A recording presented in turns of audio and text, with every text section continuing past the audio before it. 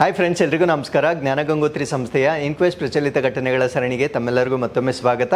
So ಇವತ್ತು ನಾವು ಸಂಚಿಕೆ ಸಂಖ್ಯೆ 668 ಡಿಸ್ಕಸ್ ಮಾಡ್ತಾ ಇದ್ದೇವೆ. ದಿನಾಂಕ 24ರಿಂದ 26ನೇ ಮಾರ್ಚ್ 2024 ಎಲ್ಲ ಪ್ರಚಲಿತ ಘಟನೆಗಳನ್ನು ಡಿಸ್ಕಸ್ ಮಾಡ್ತಾ ಬರೋಣ. ಸೊ ಇವತ್ತಿನ ಅಪ್ಡೇಟ್ಸನ್ನು ಡಿಸ್ಕಸ್ ಮಾಡೋದಕ್ಕಿಂತ ಮುಂಚೆ ಕಳೆದ ಸಂಚಿಕೆಯ 2 ಪ್ರಶ್ನೆಗಳ ಉತ್ತರಗಳು, ಪ್ರಶ್ನೆ ಸಂಖ್ಯೆ 1ಕ್ಕೆ ಆಪ್ಷನ್ ಬಿ ಮತ್ತು ಪ್ರಶ್ನೆ ಸಂಖ್ಯೆ 2ಕ್ಕೆ ಆಪ್ಷನ್ ಸಿ ಸರಿ ಉತ್ತರವಾಗಿರುತ್ತೆ. ಹಾಗಿದ್ರೆ ಇವತ್ತಿನ ಮೊದಲನೇ ಪ್ರಶ್ನೆಗೆ ಬರೋಣ. ಸೊ ಜಯಶಂಕರ ಭೂಪಾಲಪಲ್ಲಿ ಜಿಲ್ಲೆಯ ಮೊದಲ ಅಧಿಕೃತವಾಗಿ ಮಾನ್ಯತೆ ಪಡೆದ ಭೂ ಪರಂಪರೆ ತಾಣವಾದ ಪಾಂಡವಲ ಗುಟ್ಟ ಎಲ್ಲಿದೆ? So where is Pandavula Gutta, the first officially recognised geo heritage site in Jayashankar Bhupalpally district located ಅನ್ನೋದು ನಮ್ಮ ಪ್ರಶ್ನೆ ಆಗಿರುತ್ತೆ. ಸೊ ನಾನು ಕೊಟ್ಟಿರ್ತಕ್ಕಂಥ ಪ್ರಶ್ನೆ ಒಂದು ಜಿಯೋ ಹೆರಿಟೇಜ್ ಸೈಟ್ಗೆ ಸಂಬಂಧಪಟ್ಟಿರುತ್ತೆ, ಅಂದರೆ ಭೂ ಪಾರಂಪರಿಕ ತಾಣ ಅಂತ ಕರಿತೇವೆ. ಸೊ ಹೆಸರಲ್ಲೇ ಇದೆ. ಸೊ ಇದು ನೈಸರ್ಗಿಕವಾಗಿ ಇರ್ತಕ್ಕಂಥ ಪ್ರದೇಶಗಳಿಗೆ ಮಾನ್ಯತೆಯನ್ನು ಕೊಡ್ತಕ್ಕಂಥ ಒಂದು ಸಿಸ್ಟಮ್ ಆಗಿರುತ್ತೆ. ಸೊ ಈ ಒಂದು ಮಾನ್ಯತೆಯನ್ನು ಜಿಯೋಲಾಜಿಕಲ್ ಸರ್ವೆ ಆಫ್ ಇಂಡಿಯಾ ವತಿಯಿಂದ ಕೊಡ್ತಕ್ಕಂಥ ಒಂದು ಮಾನ್ಯತೆ ಆಗಿರುತ್ತೆ.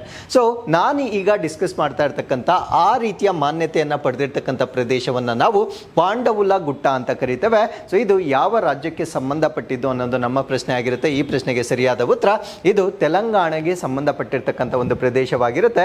ಸೊ ಈ ಒಂದು ಪಾಂಡವಲ ಗುಟ್ಟ ಚಿತ್ರವನ್ನು ನೀವು ಇಲ್ಲಿ ನೋಡ್ಬೋದಾಗಿರುತ್ತೆ. ಸೊ ಏನಕ್ಕೆ ಇದನ್ನ ಪಾಂಡವಲ ಗುಟ್ಟ ಅಂತ ಕರೀತಾರೆ ಅಂದ್ರೆ, ಸೊ ಇದು ಪಾಂಡವರು ವನವಾಸವಿದ್ದಾಗ ಸೊ ಈ ಒಂದು ಗುಟ್ಟಗಾಡು ಪ್ರದೇಶಗಳಲ್ಲಿ ಅವರು ನೆಲೆಸಿದ್ದರು ಅನ್ನುವ ಮಾಹಿತಿಯ ಕಾರಣದಿಂದ ಸೊ ಇದಕ್ಕೆ ಪಾಂಡವಲ ಗುಟ್ಟ ಅಂತ ನಾಮಕರಣ ಮಾಡಿರ್ತಾರೆ. ಸೊ ಇದರೊಳಗಡೆ ನಾವು ಸಾಕಷ್ಟು ರಾಕ್ ಪೇಂಟಿಂಗ್ಸ್ ಗಳನ್ನ ಕೂಡ ನೋಡಬಹುದಾಗಿರುತ್ತೆ. ಸೊ ಇದಕ್ಕೆ ನಮ್ಮ ಭಾರತ ದೇಶದ ಜಿಯೋಲಾಜಿಕಲ್ ಸರ್ವೆ ಆಫ್ ಇಂಡಿಯಾ ವತಿಯಿಂದ ಸೊ ಜಿಯೋ ಹೆರಿಟೇಜ್ ಅಂತಕ್ಕಂಥ ಒಂದು ಮಾನ್ಯತೆಯನ್ನ ಕೊಟ್ಟಿರ್ತಾರೆ. ಸೊ ಈ ಚಿತ್ರದಲ್ಲಿ ನೀವು ತೆಲಂಗಾಣದ ಮ್ಯಾಪ್ ಅನ್ನ ನೋಡಬಹುದಾಗಿರುತ್ತೆ. ಸೊ ತೆಲಂಗಾಣದ ಈ ಭಾಗದಲ್ಲಿ ಜಯಶಂಕರ್ ಭೂಪಾಲಪಲ್ಲಿ ಅಂತಕ್ಕಂಥ ಒಂದು ಜಿಲ್ಲೆ ಬರುತ್ತೆ. ಸೊ ಈ ಜಿಲ್ಲೆಯಲ್ಲಿರ್ತಕ್ಕಂಥ ಈ ಒಂದು ಪ್ರದೇಶಕ್ಕೆ ಈಗ ಮಾನ್ಯತೆಯನ್ನ ನೀಡಲಾಗಿರುತ್ತೆ. ಸೊ ಯಾರು ಈ ಮಾನ್ಯತೆಯನ್ನ ನೀಡ್ತಾರೆ ಅಂತ ನಾನು ಆಲ್ರೆಡಿ ಹೇಳಿದ್ದೇನೆ. ಜಿಯೋಲಾಜಿಕಲ್ ಸರ್ವೆ ಆಫ್ ಇಂಡಿಯಾ ವತಿಯಿಂದ ನೀಡ್ತಕ್ಕಂಥ ಒಂದು ಮಾನ್ಯತೆ ಆಗಿರುತ್ತೆ. ಸೊ ಆ ಪ್ರದೇಶವನ್ನ ಚೆನ್ನಾಗಿ ನೆನ್ಪಿಟ್ಕೊಳ್ಳಿ. ಇದನ್ನ ನಾವು ಪಾಂಡವಲ ಗುಟ್ಟ ಅಂತ ಕರೀತೇವೆ. ಸೊ ಇದು ಯಾವ ಜಿಲ್ಲೆಯಲ್ಲಿ ಬರುತ್ತೆ ಅಂತ ಕೇಳಿದಾಗ ಜಯಶಂಕರ್ ಭೂಪಾಲಪಲ್ಲಿ ಡಿಸ್ಟ್ರಿಕ್ಟ್ ಅಂತ ನಮಗೆ ಗೊತ್ತಿರಬೇಕಾಗಿರುತ್ತೆ. ಸೊ ಅದಾದ್ಮೇಲೆ ಈ ಒಂದು ಗುಟ್ಟದ ವಿಶೇಷಗಳು ಏನು ಅಂತ ನಾವು ನೋಡೋದಾದ್ರೆ, ಸೊ ಇಲ್ಲಿ ನಾವು ಏನ್ಷಿಯಂಟ್ ರಾಕ್ ಪೇಂಟಿಂಗ್ಸ್ ಗಳನ್ನ ನೋಡಬಹುದಾಗಿರುತ್ತೆ. ಅಂದ್ರೆ ಸೊ ಪ್ರಾಚೀನವಾಗಿರ್ತಕ್ಕಂಥ ಶಿಲಾವರ್ಣ ಚಿತ್ರಗಳಿಗೆ ಇದು ಫೇಮಸ್ ಆಗಿರುತ್ತೆ, ಅಥವಾ ಆ ರೀತಿಯ ಚಿತ್ರಗಳನ್ನ ನಾವು ನೋಡಬಹುದಾಗಿರುತ್ತೆ.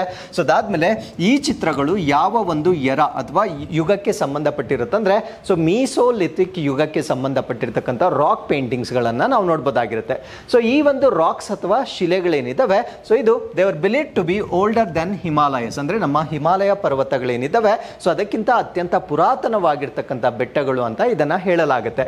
ಸೊ ಅದಾದ್ಮೇಲೆ ಇದಕ್ಕೆ ಯಾಕೆ ಪಾಂಡವಪುರ ಅಂತ ಹೇಳ್ತವೆ ಅಥವಾ ಪಾಂಡವಲ ಗುಟ್ಟ ಅಂತ ಹೇಳ್ತಾರೆ ಅಂತ ನಾನು ಆಲ್ರೆಡಿ ಹೇಳಿದ್ದೇನೆ. ಸೊ ಪಾಂಡವರು ಎಕ್ಸೈಲ್ ಅಂದ್ರೆ ಸೊ ಅವರು ವನವಾಸವಿದ್ದಾಗ ಅಲ್ಲಿ ನೆಲೆಸಿದ್ದರು ಅನ್ನುವ ಕಾರಣದಿಂದ ಸೊ ಇದಕ್ಕೆ ಪಾಂಡವಲ ಗುಟ್ಟ ಅಂತ ನಾಮಕರಣವನ್ನ ಮಾಡಿರ್ತಾರೆ. ಹಾಗಿದ್ರೆ what you mean by geo heritage tag? So ಹೆಸರಲ್ಲೇ ಇರೋ ಹಾಗೆ ಯಾವ ಒಂದು ಪ್ರದೇಶದಲ್ಲಿ ಸಿಗ್ನಿಫಿಕೆಂಟ್ ಜಿಯೋಲಾಜಿಕಲ್ ಫೀಚರ್ಸ್ ಇರುತ್ತೆ, ಅಂದ್ರೆ ಒಂದು ವಿಶೇಷವಾಗಿರ್ತಕ್ಕಂಥ ಭೌಗೋಳಿಕ ವೈಶಿಷ್ಟ್ಯಗಳನ್ನ ಹೊಂದಿರತಕ್ಕಂಥ ಪ್ರದೇಶಗಳನ್ನ ಸಂರಕ್ಷಣೆ ಮಾಡುವ ಕಾರಣದಿಂದ ನಾಮಿನೇಟ್ ಅಥವಾ ಅದಕ್ಕೆ ರೆಕಗ್ನಿಷನ್ ಕೊಡ್ತಕ್ಕಂಥ ಒಂದು ಸಿಸ್ಟಮ್ ಅನ್ನು ನಾವು ಜಿಯೋ ಹೆರಿಟೇಜ್ ಟ್ಯಾಗ್ ಅಂತ ಕರಿತೇವೆ. ಸೊ ಈ ಒಂದು ಜಿಯೋ ಹೆರಿಟೇಜ್ ಟ್ಯಾಗ್ ಅನ್ನು ಕೊಟ್ಟ ನಂತರ so they are recognised for there scientific, educational, cultural and aesthetic values ಅಂತ ಕರಿತೇವೆ. ಅಂದ್ರೆ ಅವುಗಳಲ್ಲಿ ಇರ್ತಕ್ಕಂಥ ವೈಜ್ಞಾನಿಕ ಆಗಿರ್ಬೋದು, ಶಿಕ್ಷಣದ ಕಾರಣಕ್ಕಾಗಿರ್ಬೋದು, ಸಾಂಸ್ಕೃತಿಕವಾಗಿರ್ತಕ್ಕಂಥ ಪ್ರಾಮುಖ್ಯತೆ ಆಗಿರ್ಬೋದು, ಅಥವಾ ಅದರಲ್ಲಿರ್ತಕ್ಕಂಥ ಸೌಂದರ್ಯದ ಮೌಲ್ಯಗಳಿಗಾಗಿ ಸೊ ಆ ರೀತಿಯ ಪ್ರದೇಶಗಳನ್ನ ರೆಕಗ್ನೈಸ್ ಮಾಡ್ತಕ್ಕಂಥ ಒಂದು ಸಿಸ್ಟಮ್ ಆಗಿರುತ್ತೆ. ಸೊ ಈ ರೀತಿಯ ಪ್ರದೇಶಗಳನ್ನ ಒಂದು ಸಾರಿ ರೆಕಗ್ನೈಸ್ ಮಾಡಿದಾಗ ಅವುಗಳನ್ನ ರಿಸರ್ಚ್ ಪರ್ಪಸ್ಗೂ ಕೂಡ ಯೂಸ್ ಮಾಡ್ತಾರೆ. ಅಂದ್ರೆ ಕೆಲವೊಂದು ಅನ್ವೇಷಣೆಗಳನ್ನ ಮಾಡಲಿಕ್ಕೆ ಅಥವಾ ಸಂಶೋಧನೆಗಳನ್ನ ಮಾಡಲಿಕ್ಕೂ ಕೂಡ ಓಪನ್ ಲ್ಯಾಬೊರೇಟರೀಸ್ ಗಳಾಗಿ ಯೂಸ್ ಮಾಡ್ತಕ್ಕಂಥ ಒಂದು ಕಾನ್ಸೆಪ್ಟ್ಸ್ ಗಳನ್ನ ನಾವು ಜಿಯೋ ಹೆರಿಟೇಜ್ ಸೈಟ್ ಅಂತ ಕರಿತೇವೆ. So with this let's get into question number 2. So ಭಾರತದ ಸಂವಿಧಾನದ ಯಾವ ವಿಧಿಯು ಕಾನೂನಿನ ಮುಂದೆ ಸಮಾನತೆಯನ್ನು ಖಾತ್ರಿಪಡಿಸುತ್ತದೆ? So which article of the Indian constitution ensures equality before the law? So ಈ ಪ್ರಶ್ನೆಗೆ ಸರಿಯಾದ ಉತ್ತರ ಆರ್ಟಿಕಲ್ 14 ಅಥವಾ ವಿಧಿ 14 ನಾವು ಈಕ್ವಾಲಿಟಿ ಬಿಫೋರ್ ಲಾ ಅಂತ ಹೇಳ್ತೇವೆ. ಸೊ ಈ ಒಂದು ಆರ್ಟಿಕಲ್ ಬಗ್ಗೆ ನಾನು ಪ್ರಶ್ನೆಯನ್ನ ಕೊಡ್ಲಿಕ್ಕೆ ಕಾರಣ ಏನಂದ್ರೆ, ಸೊ ಕೇರಳದಲ್ಲಿ ಇತ್ತೀಚೆಗೆ 4 ಬಿಲ್ಸ್ ಅನ್ನ ಅವರು ಅಪ್ರೂವ್ ಮಾಡಿರ್ತಾರೆ. ಸೊ ಈ ಒಂದು 4 ಬಿಲ್ಸ್ ಅನ್ನ ಪ್ರೆಸಿಡೆಂಟ್ ಅಥವಾ ರಾಷ್ಟ್ರಪತಿಗಳ ಅಂಗೀಕಾರಕ್ಕೆ ಕಳಿಸಿರ್ತಾರೆ. ಬಟ್ ರಾಷ್ಟ್ರಪತಿಗಳು ಈ ಒಂದು ಅಂಗೀಕಾರವನ್ನ ನೀಡಿರುವುದಿಲ್ಲ. ಸೊ ಈ ಒಂದು ಕಾರಣದಿಂದ ಕೇರಳ ಸರ್ಕಾರ ಏನ್ ಮಾಡಿರುತ್ತೆ ಅಂದ್ರೆ ಸುಪ್ರೀಂ ಕೋರ್ಟ್ಗೆ ಅವರು ದಾವೆಯನ್ನ ಹಾಕಿರ್ತಾರೆ. ಸೊ ಪ್ರೆಸಿಡೆಂಟ್ ನಮ್ಮ ಒಂದು ಬಿಲ್ಸ್ ಅಥವಾ ಮಸೂದೆಗಳಿಗೆ ಅಂಗೀಕಾರವನ್ನು ಕೊಟ್ಟಿಲ್ಲ ಅಂತಕ್ಕಂಥ ಕಾರಣದಿಂದ ಸೊ ಅವರು ಸುಪ್ರೀಂ ಕೋರ್ಟ್ಗೆ ತಮ್ಮ ಒಂದು ಪಿಟಿಷನ್ ಅನ್ನು ಹಾಕಿರ್ತಾರೆ. ಹಾಗಿದ್ರೆ ಈ ಒಂದು ಆರ್ಟಿಕಲ್ ಅಲ್ಲಿ ನಾವು ರಾಷ್ಟ್ರಪತಿಗಳಿಗೆ ಅಥವಾ ಇವರು ಏನು ಪಿಟಿಷನ್ ಹಾಕಿದ್ದಾರೆ ಸೊ ಯಾವ ಆರ್ಟಿಕಲ್ಸ್ ಮೇಲೆ ಈ ಒಂದು ಪಿಟಿಷನ್ ಅನ್ನ ಹಾಕಿದ್ದಾರೆ ಅಂತಕ್ಕಂಥ ಸಂಪೂರ್ಣ ಮಾಹಿತಿಯನ್ನ ನಾವಿಲ್ಲಿ ಡಿಸ್ಕಸ್ ಮಾಡ್ತಾ ಬರೋಣ. ಸೊ ಟೈಟಲ್ ಏನು ಅಂದ್ರೆ ಕೇರಳ ಚಾಲೆಂಜಸ್. ಸೊ ಕೇರಳ ಸರ್ಕಾರ ಏನಿದೆ so it has challenge with holding of presidential assent to state bills. ಅಂದ್ರೆ ಸ್ಟೇಟ್ ಬಿಲ್ಸ್ ಏನಿರುತ್ತೆ ಸೊ ಅದಕ್ಕೆ ಪ್ರೆಸಿಡೆನ್ಷಿಯಲ್ ಅಸೆಂಟ್ ಅಥವಾ ಅಂಗೀಕಾರವನ್ನ ಏನು ಕೊಡಬೇಕಾಗಿರುತ್ತೆ ಸೊ ಅದನ್ನ ವಿತ್ಹೋಲ್ಡ್ ಮಾಡಿರುವ ಕಾರಣದಿಂದ ಸುಪ್ರೀಂ ಕೋರ್ಟ್ ಅಲ್ಲಿ ಅದನ್ನ ಚಾಲೆಂಜ್ ಮಾಡಿರ್ತಾರೆ. ಸೊ ಇದರ ಜೊತೆಗೆ ಒಂದು ಸ್ಟೇಟ್ ಅಂದ್ರೆ ಅದರಲ್ಲಿ ಗವರ್ನರ್ ಕೂಡ ಇರ್ತಾರೆ, ರಾಜ್ಯಪಾಲರು ಕೂಡ ಇರ್ತಾರೆ. ಸೊ ಇವರ ಮೇಲೆ ಕೂಡ ಅವರು ಕೆಲವೊಂದು ಅಲಿಗೇಷನ್ಸ್ ಅನ್ನ ಮಾಡ್ತಾ ಇದ್ದಾರೆ. ಸೊ ಇವ್ರು ಮಾಡ್ತಾ ಇರ್ತಕ್ಕಂಥ ಅಲಿಗೇಷನ್ಸ್ ಏನು ಅಂದ್ರೆ keeping the bills pending for an extended period. ಅಂದ್ರೆ ಆ ಒಂದು ಬಿಲ್ಸ್ ಅಥವಾ ಮಸೂದೆಗಳನ್ನ ಏನ್ ಮಾಡಿದ್ದಾರೆ ಸೊ ಅವರು ಬಿಯಾಂಡ್ ದಿ ಅಕ್ಸೆಪ್ಟಬಲ್ ಲಿಮಿಟ್ ಅದನ್ನ ಹೋಲ್ಡ್ ಮಾಡಿದ್ದಾರೆ ಅಂತಕ್ಕಂಥ ಒಂದು ಆಪಾದನೆಯನ್ನ ಸೊ ಅಲ್ಲಿರ್ತಕ್ಕಂಥ ರಾಷ್ಟ್ರಪತಿಗಳ ಮೇಲೆ ಅಂದ್ರೆ ಅಲ್ಲಿರ್ತಕ್ಕಂಥ ಗವರ್ನರ್ ರಾಜ್ಯಪಾಲರ ಮೇಲೆ ಕೂಡ ಸೊ ಕೇರಳ ಸರ್ಕಾರ ಮಾಡ್ತಾ ಇರ್ತಕ್ಕಂಥ ಆಪಾದನೆಗಳಾಗಿರುತ್ತೆ. ಹಾಗಿದ್ರೆ ಇವರು ಸುಪ್ರೀಂ ಕೋರ್ಟ್ಗೆ ಮೂವ್ ಮಾಡಿರುವ ಕಾರಣದಿಂದ ಸೊ ಇವರು ಯಾವ ಆರ್ಟಿಕಲ್ಸ್ ವೈಲೇಟ್ ಆಗಿದೆ ಅಂತ ಸುಪ್ರೀಂ ಕೋರ್ಟ್ಗೆ ಮೂವ್ ಆಗಿದೆ ಅಂತ ಹೇಳೋದಾದ್ರೆ ಸೊ ಆರ್ಟಿಕಲ್ 14, ಆರ್ಟಿಕಲ್ 200 ಮತ್ತೆ article 201 of the constitution violate ಆಗಿದೆ ಅನ್ನುವ ಒಂದು ಆಧಾರದ ಮೇಲೆ ಸುಪ್ರೀಂ ಕೋರ್ಟ್ಗೆ ಇವರು ಮೂವ್ ಮಾಡಿರ್ತಾರೆ. ಹಾಗಿದ್ರೆ ಸೊ ಈ ಒಂದು ಆರ್ಟಿಕಲ್ ಅಲ್ಲಿ ನಾವು ಆರ್ಟಿಕಲ್ 14, 200 ಮತ್ತೆ 201 ಏನು ಹೇಳುತ್ತೆ ಅನ್ನೋದ್ರ ಬಗ್ಗೆ ನಾವು ಸಂಪೂರ್ಣವಾಗಿ ಇಲ್ಲಿ ಚರ್ಚೆ ಮಾಡ್ತಾ ಬರೋಣ. ಸೊ ಆರ್ಟಿಕಲ್ 14 ತುಂಬಾ ಫೆಮಿಲಿಯರ್ ಆಗಿರ್ತಕ್ಕಂಥ ಒಂದು ಆರ್ಟಿಕಲ್ ಆಗಿರುತ್ತೆ. ಬಹಳಷ್ಟು ಎಕ್ಸಾಮ್ಸ್ ಅಲ್ಲಿ ರಿಪೀಟೆಡ್ ಆಗಿ ಈ ಒಂದು ಪ್ರಶ್ನೆಯನ್ನ ಕೇಳಿರ್ತಾರೆ. ಸೊ ಆರ್ಟಿಕಲ್ 14 ಅನ್ನು ನಾವು ಈಕ್ವಾಲಿಟಿ ಬಿಫೋರ್ ಲಾ ಅಂತ ಕರಿತೇವೆ ಅಥವಾ ಕಾನೂನಿನ ಮುಂದೆ ಸೊ ಎಲ್ಲರೂ ಸಮಾನರು ಅಂತಕ್ಕಂಥ ಒಂದು ಪ್ರಾವಿಷನ್ ಅನ್ನ ನೀಡ್ತಕ್ಕಂಥ ವಿಧಿಯನ್ನ ನಾವು ಆರ್ಟಿಕಲ್ 14 ಅಂತ ಕರಿತೇವೆ. ಸೊ ಈ ಒಂದು ಆರ್ಟಿಕಲ್ ನ ಪ್ರಕಾರ state shall not deny to any person equality before the law or equal protection of the law. So ಯಾವುದೇ ಒಂದು ಸರ್ಕಾರ ಅಥವಾ ರಾಜ್ಯ ಯಾವುದೇ ವ್ಯಕ್ತಿಗೆ ಸಮಾನತೆ ಅಥವಾ ಕಾನೂನುಗಳ ಸಮಾನ ರಕ್ಷಣೆಯನ್ನು ಸರ್ಕಾರ ನಿರಾಕರಿಸುವಂತಿಲ್ಲ ಅಂತಕ್ಕಂಥದ್ದು ಆರ್ಟಿಕಲ್ 14 ನ ಪ್ರಮುಖವಾಗಿರ್ತಕ್ಕಂಥ ಒಂದು ಜಿಸ್ಟ್ ಆಗಿರುತ್ತೆ. ಸೊ ಅದಾದ್ಮೇಲೆ it also prohibits unreasonable discrimination between persons. ಅಂದ್ರೆ ವ್ಯಕ್ತಿಗಳ ನಡುವೆ ಅವಿವೇಕದ ತಾರತಮ್ಯವನ್ನು ಕೂಡ ನಿಷೇಧ ಮಾಡ್ತಕ್ಕಂಥ ಆರ್ಟಿಕಲ್ ಅನ್ನು ನಾವು ಆರ್ಟಿಕಲ್ 14 ಅಂತ ಕರೀತೇವೆ. ಸೊ ಆರ್ಟಿಕಲ್ 14 ಅಂತಕ್ಕಂಥದ್ದು it is a part of basic structure of the constitution. ಅಂದ್ರೆ ನಮ್ಮ ಒಂದು ಸಂವಿಧಾನ ಏನಿರುತ್ತೆ ಸೊ ಇದು ನಮ್ಮ ಸಂವಿಧಾನದ ಮೂಲ ರಚನೆಯ ಭಾಗವಾಗಿದೆ ಅಂತಕ್ಕಂಥ ಒಂದು ಮಾಹಿತಿಯನ್ನ ನಾವು ಆರ್ಟಿಕಲ್ 14ಗೆ ಕೋಟ್ ಮಾಡಬಹುದಾಗಿರುತ್ತೆ. So that is anyways very well known article ಆಗಿರುತ್ತೆ. ಸೊ ನಮಗೆ ಜಾಸ್ತಿ ಫೆಮಿಲಿಯರ್ ಇಲ್ಲದೆ ಇರತಕ್ಕಂಥ ಆರ್ಟಿಕಲ್ಸ್ ಅನ್ನ ನಾವು ಹೆಚ್ಚಾಗಿ ಕಲಿಬೇಕಾಗಿರುತ್ತೆ. ಬಿಕಾಸ್ ಯಾವ ಆರ್ಟಿಕಲ್ಸ್ ತುಂಬಾ ಸುದ್ದಿಯಲ್ಲಿರುತ್ತೆ ಅದರ ಬಗ್ಗೆ ಪ್ರಶ್ನೆಗಳನ್ನ ಸಾಕಷ್ಟು ಪರೀಕ್ಷೆಯಲ್ಲಿ ಕೇಳ್ತಾ ಇರ್ತಾರೆ. ಸೊ ಇಲ್ಲಿ ಆರ್ಟಿಕಲ್ 200 ಅನ್ನ ನಾವು ಡಿಸ್ಕಸ್ ಮಾಡೋದಾದ್ರೆ ಸೊ ಇದನ್ನ ನಾವು ಅಸೆಂಟ್ ಟು ಬಿಲ್ ಅಂತ ಕರಿತೇವೆ. ಅಂದ್ರೆ ಮಸೂದೆಗಳಿಗೆ ಒಪ್ಪಿಗೆಯನ್ನ ನೀಡ್ತಕ್ಕಂಥ ಒಂದು ಪ್ರಾವಿಷನ್ಸ್ ಅನ್ನ ನಾವು ಈ ಒಂದು ಆರ್ಟಿಕಲ್ 200 ಅಲ್ಲಿ ನೋಡಬಹುದಾಗಿರುತ್ತೆ. ಸೊ ಇದರ ಬಗ್ಗೆ ಸಂಪೂರ್ಣವಾಗಿ ತಿಳ್ಕೊಳ್ಳೋದಾದ್ರೆ this article outlines the procedure for the state government to give assent to the bills. ಅಂದ್ರೆ ಒಂದು ರಾಜ್ಯದಲ್ಲಿರ್ತಕ್ಕಂಥ ರಾಜ್ಯಪಾಲರು ಸೊ ಮಸೂದೆಗಳಿಗೆ ಒಪ್ಪಿಗೆಯನ್ನ ಕೊಡ್ತಕ್ಕಂಥ ಒಂದು ಪ್ರಾವಿಷನ್ಸ್ ಏನಿರುತ್ತೆ ಸೊ ಆ ಒಂದು ಪ್ರಾವಿಷನ್ ಗಳನ್ನ ನಾವು ವಿಧಿ 200ರಲ್ಲಿ ನೋಡಬಹುದಾಗಿರುತ್ತೆ. ಹಾಗಿದ್ರೆ ಸೊ ಯಾವುದೇ ಒಂದು ಬಿಲ್ ಅನ್ನ ಗವರ್ನರ್ಗೆ ಕಳಿಸಿದಾಗ ಅವರು ಏನೇನು ಮಾಡಬಹುದು. ಸೊ ಗವರ್ನರ್ಗೆ ಕಳಿಸಿದಾಗ ಸೊ ಅವರು they can either give asset ಅಂದ್ರೆ ಅದಕ್ಕೆ ಅವರು ಅಂಗೀಕಾರವನ್ನ ಕೊಡಬಹುದಾಗಿರುತ್ತೆ ಅಥವಾ ವಿತ್ ಹೋಲ್ಡ್ ದಿ ಅಸೆಂಟ್ ಅಂದ್ರೆ ಅದನ್ನ ಅಂಗೀಕಾರವನ್ನ ನೀಡದೆ ಅದನ್ನ ಹೋಲ್ಡ್ ಮಾಡಬಹುದಾಗಿರುತ್ತೆ ಅಥವಾ ತಡೆ ಹಿಡಿಯಬಹುದಾಗಿರುತ್ತೆ. ಸೊ ಅದಾದ್ಮೇಲೆ ರಿಟರ್ನ್ ದ ಬಿಲ್ ಅಂದ್ರೆ ಆ ಒಂದು ಮಸೂದೆಯನ್ನ ಅವರು ವಾಪಸ್ ಕಳಿಸಬಹುದಾಗಿರುತ್ತೆ. ಸೊ ಇಲ್ಲೊಂದು ಕಂಡೀಷನ್ ಇರುತ್ತೆ. ಕಂಡೀಷನ್ ಏನು ಅಂದ್ರೆ so not on a money bill ಅಂದ್ರೆ ಮನಿ ಬಿಲ್ ಅನ್ನ ಅವರು ರಿಟರ್ನ್ ಮಾಡ್ತಕ್ಕಂಥ ಒಂದು ಪ್ರಾವಿಷನ್ ಇರೋದಿಲ್ಲ. ಮನಿ ಬಿಲ್ ಅನ್ನ ಹೊರತುಪಡಿಸಿ ಬೇರೆ ಯಾವುದೇ ಬಿಲ್ ಅನ್ನ ಅವರು ಮರುಪರಿಶೀಲನೆಗೆ ವಾಪಸ್ ಕಳಿಸಬಹುದಾಗಿರುತ್ತೆ ಫಾರ್ ರೀಕನ್ಸಿಡರೇಷನ್. ಸೊ ಅದನ್ನ ಮರುಪರಿಶೀಲನೆ ಮಾಡಲಿಕ್ಕೆ ಸೊ ಅವರು ಮತ್ತೆ ವಾಪಸ್ ಕಳಿಸ್ತಕ್ಕಂಥ ಒಂದು ಅಧಿಕಾರವನ್ನು ಹೊಂದಿರ್ತಾರೆ. ಸೊ ಯಾವುದನ್ನ ಹೊರತುಪಡಿಸಿ ಅಂದ್ರೆ ಮನಿ ಬಿಲ್ ಅನ್ನ ಹೊರತುಪಡಿಸಿ. ಮನಿ ಬಿಲ್ ಅಂದ್ರೆ ಏನು ಅಂತ ನಾನು ಮುಂದೆ ಎಕ್ಸ್ಪ್ಲೇನ್ ಮಾಡ್ತೇನೆ. ಸೊ ಅಥವಾ ಇನ್ನೊಂದು ಅವ್ರಿಗೆ ಅಥಾರಿಟಿ ಕೂಡ ಇರುತ್ತೆ. Reserve the bill for the consideration of the president. So governor ಈ ಒಂದು ಮಸೂದೆಗಳನ್ನ ರಾಷ್ಟ್ರಪತಿಗಳ ಪರಿಗಣನೆಗೂ ಕೂಡ ಕಾಯ್ದಿರಿಸತಕ್ಕಂಥ ಒಂದು ಅಧಿಕಾರವನ್ನ ನೀಡಲಾಗಿರುತ್ತೆ. ಸೊ ಇಷ್ಟು ಪ್ರಾವಿಷನ್ಸ್ ಅನ್ನ ನಾವು ಆರ್ಟಿಕಲ್ 200 ಅಲ್ಲಿ ನೋಡಬಹುದಾಗಿರುತ್ತೆ.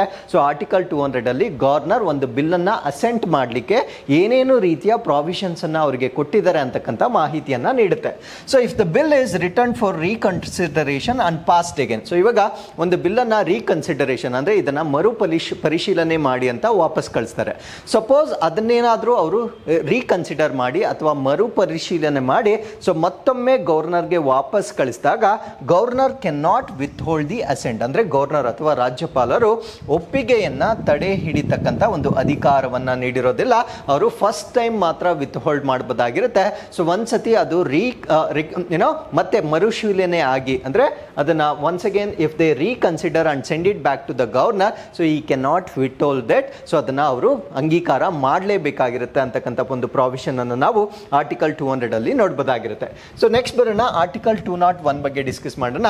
ಸೊ ಇದೇನ್ ಮಾಡುತ್ತೆ ಅಂದ್ರೆ bills reserved for the consideration. So ಇದು ಮಸೂದೆಗಳನ್ನ ಪರಿಗಣನೆಗೆ ಕಾಯ್ದಿರಿಸಬಹುದಾಗಿರ್ತಕ್ಕಂಥ ಪ್ರಾವಿಷನ್ಸ್ ಅನ್ನ ಒದಗಿಸ್ತಕ್ಕಂಥ ಆರ್ಟಿಕಲ್ ಅನ್ನ ನಾವು ವಿಧಿ 201 ಅಂತ ಕರೀತೇವೆ.